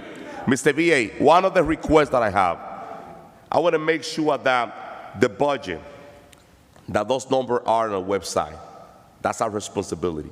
Please, also, the funding for art money, the money that we spend at the stadium, you gave us that information. I want you to put that information on the website and give a copy to all the council colleagues about how that money was expended and put it out there. And when people ask questions, we have the meeting is being recorded. We have people taking notes. I want to make sure that the community get a response. Not everybody coming in front of the mic looking for answer, but those people that have legitimate questions, legitimate concern, I want to make sure that they get an answer from the administration. We're taking notes. When people come here, they should get an answer before the following meeting. I want to make sure that we put that in place in order for us to take care of those people that use that mic to request information and people are going through some concern. For those people.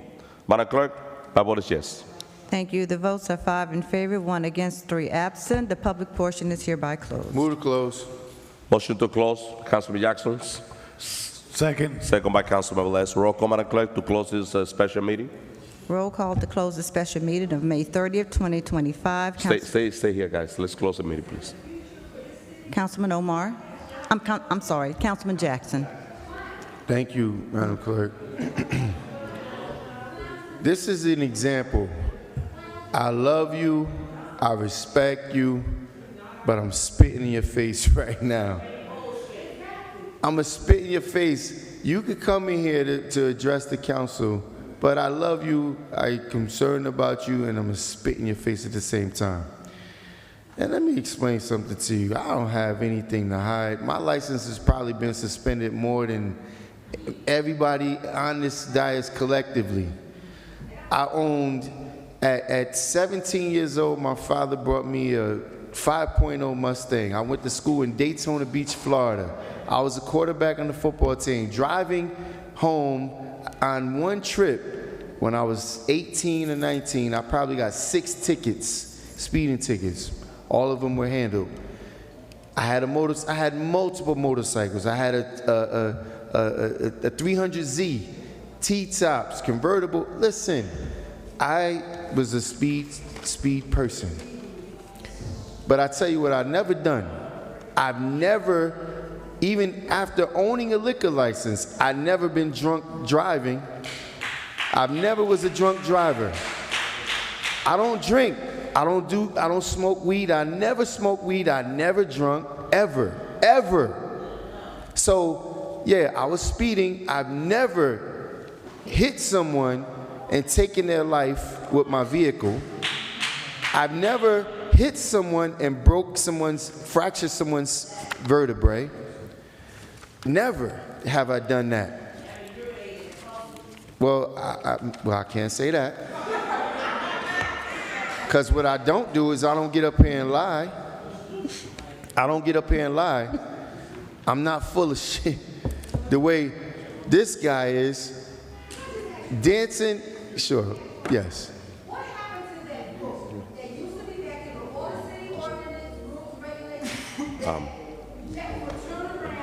I don't know. Council President, we in roll call? Council President, we in roll call? I don't know. I don't know what happened to it. I never saw the book there.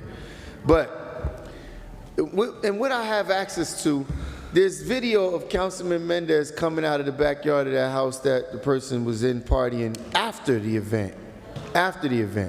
There's also additional video of other crimes that's being committed that's getting ready to be released on Homeboy and the Inn as well. But my license was suspended. That's the best you could do? And then you sit here and talk about how being responsible, it's the responsibility of the administration. No, you as the council president, it is the council's responsibility to deliver a responsible budget to the public. But you're incapable of doing that. You don't even understand the processes of here.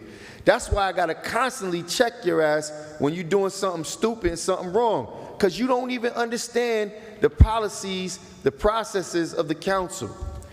That's why I have to embarrass you night in and night out when you do something foolish as trying to tell me that I don't have the ability to utilize the equipment.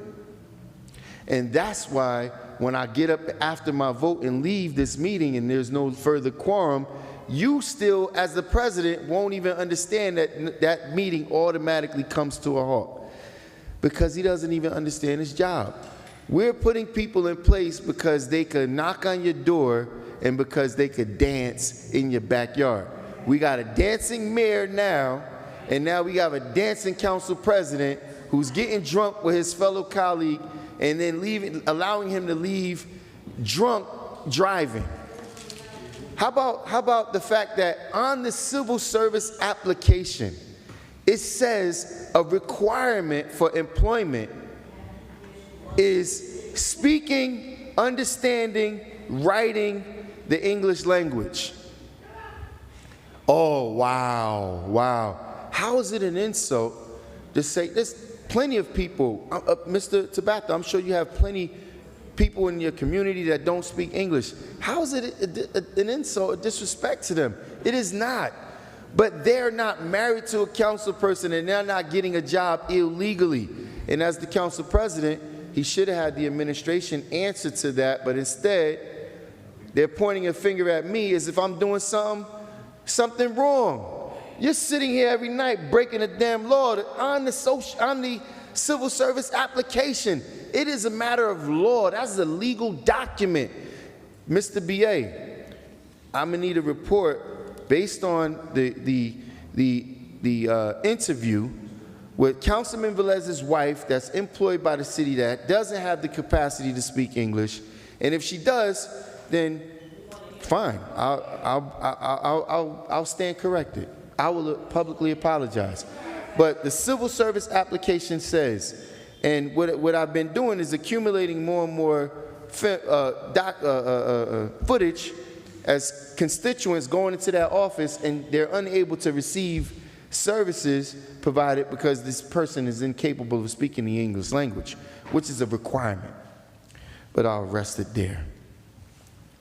You could talk about my licenses. You could talk about, yeah, I've had, confrontations that I've had to take care of quickly. But guess what? I've never been convicted of a crime. I've never done jail time, despite of all of the people that would like to see me in the orange jumpsuit. And I'm going to stand here night in and night out and embarrass your dumb behind because you're not even smart enough to understand what the role is that you play. Let me remind you again, your role is to be fiscally responsible. Your role is to hold the administration accountable. As in the charter, our obligation and requirement or privilege is to request reports. Where's the reports? Tell me, Council President, all the reports that you received that you can make publicly accessible to the public on spending of the CARES Act dollars, the spending of the tax credits, spending of the PRC money, all public dollars. Where's the reports? Can you answer to that? He's scribbling on a piece of paper with it hidden. He doesn't want anybody to see that he's not writing anything on the page. He's just acting. We got a bunch of actors over here. They look good, they dance well, but being responsible, no, that's not something that they can do actively. But anyway, Madam Clerk, I apologize to you, but guess what? As I leave, you'll be able to leave early as well. My vote is no. Thank you, Councilman. Councilman Omar? My vote is yes. Thank you. Councilman Udine? Yes. Thank you. Councilman Velez? Yes.